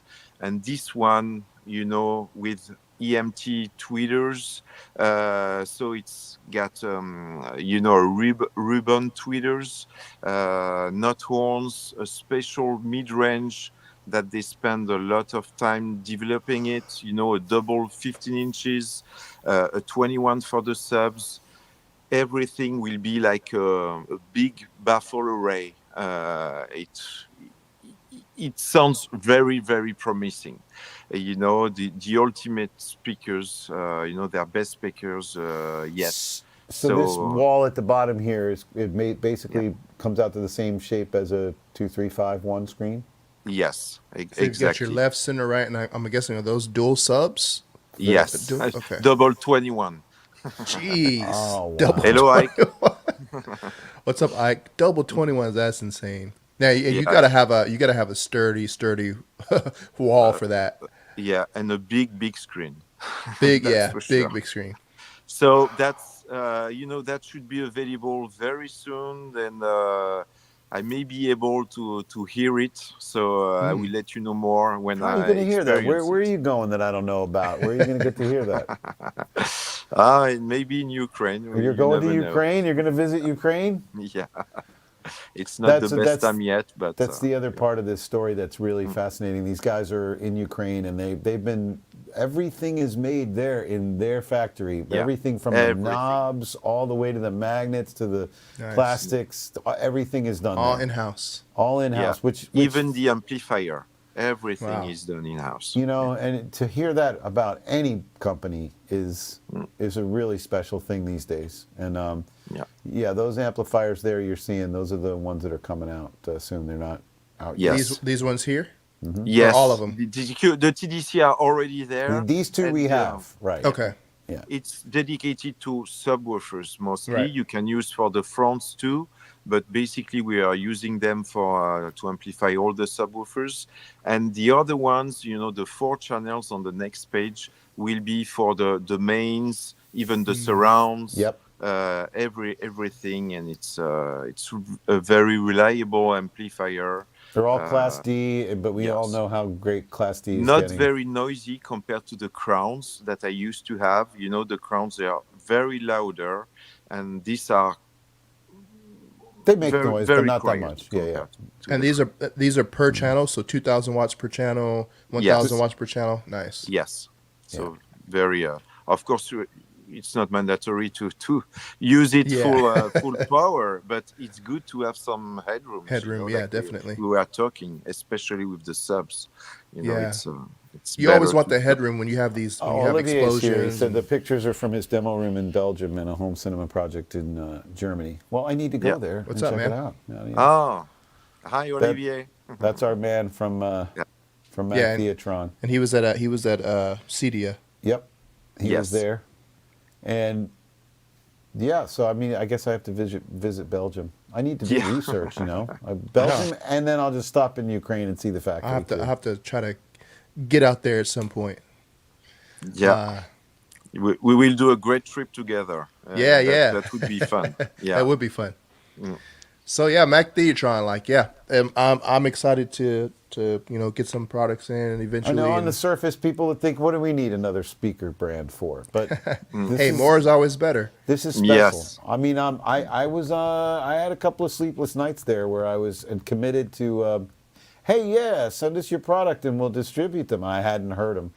And I was really only going on Raphael's word. Well, most of the time, Raphael's word is pretty solid. You've known Raphael for a while, too. So definitely. If he's highly recommending something, then I know good guy. This has got to be good.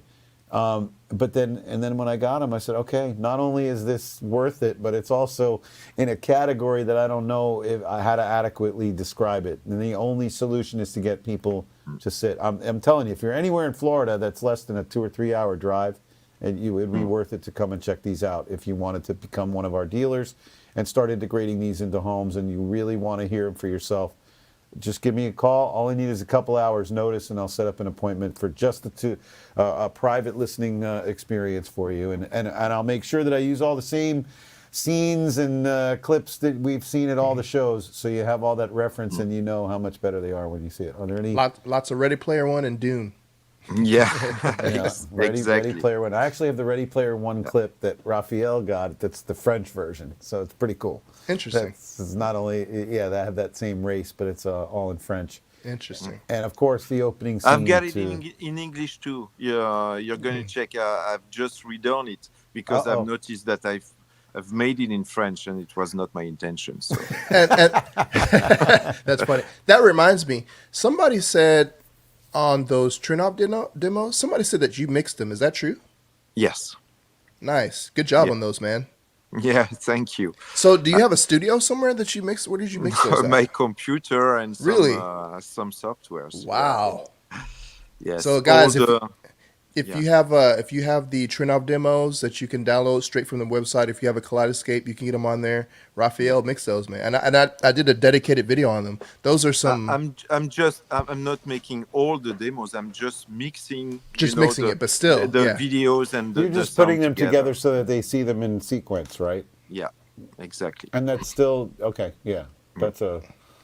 And to answer MW, we will put like a retail price. We will send a link to you, Jordan, if you want to. Okay. Yeah. Yeah. That's not that expensive. You'll see there is a whole range, and they are, for me, very affordable. And yes, you will see it by yourself. Were you talking about the speakers? I think he's talking about the speakers. Yeah.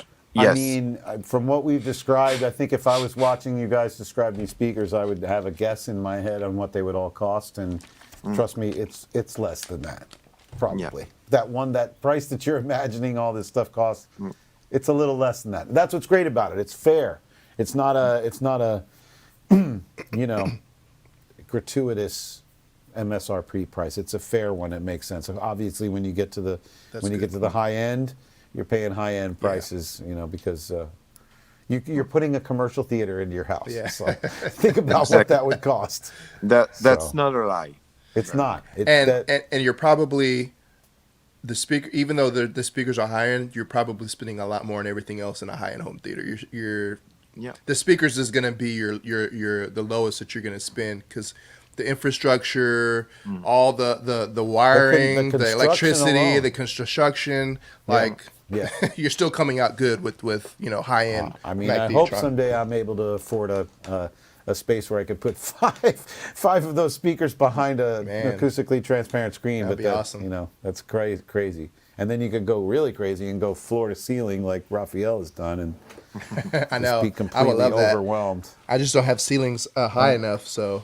Yeah, I mean, I'm waiting for Raphael's retinas to melt any minute now with this giant screen of his. But man, I really appreciate you letting us take the time to do this. Man. Any opportunity that we can get to introduce Mac Theatron to the States, and of course these great new products from Arvolution, we're very grateful for the opportunity, my man. Yeah, I'm excited. You know, I'm looking forward to getting some in and testing them out. And I saw them at Cedia, and they look awesome. They look like movie theater. It doesn't look like a speaker company is just making some speakers to look like. They look a little bit industrial, and some people may not like that, but I like the way they look. You know, these are meant to be not necessarily. I know what you mean. Like that, we're making some theater speakers for your home.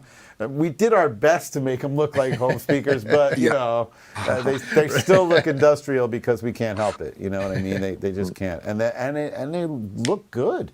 I mean, for speakers that you're never going to see, they're pretty damn attractive to me, anyway. And usually when those speaker companies like that look industrial, you know that their focus is more on the actual product and not like, oh, we want to make this look nice. Which I mean, you don't want your speakers to look ugly, but me personally, I don't really care that much about how the speakers look. Yeah, as much as I do. And the way they've designed the surround, way they've designed the surround speakers to be up a little bit higher, it's a little less obtrusive as well, you know, so that can be aesthetically pleasing as well. Yeah, no, we gotta let Raphael get some sleep, because it's probably 2:30 now. They're almost 3. 3:30, yes, but that's fine. Thank you, Olivier. It's always a pleasure working with you. And it's 3 a.m., but I'll still get a text message about work at about 7:30 from him. So I don't know how he's going to do it, but it'll happen. That's for sure. That's funny. Thanks so much, Jordan. I appreciate it. Yeah, man. Thank you guys for coming on and talking about Arvolution, answering some questions, and Mac Theatron. And we'll definitely won't be the last time. And like I said, we're working behind the scenes to get some stuff on the channel. And forgot to mention, just hit 10,000 subscribers on the channel. Oh man! So thank you to everybody, man. I have 59. I have 59 subscribers. You deserve way more. Thank you. We'll help you with that. So Inside the Home Theater is my YouTube channel. Please subscribe. Can I do that plug? Is that okay? Oh yeah, absolutely. Plug whatever you want, man. Yeah, I may go live like every other Thursday. I did one with Elon last week, but we're just generating the whole process now. So thanks again, my brother. Appreciate it. Olivier, good night, brother. Good to hear from you on there. Anthony, MW. Thank you, everybody. Ronster, a lot of fun. Enjoy those croissants.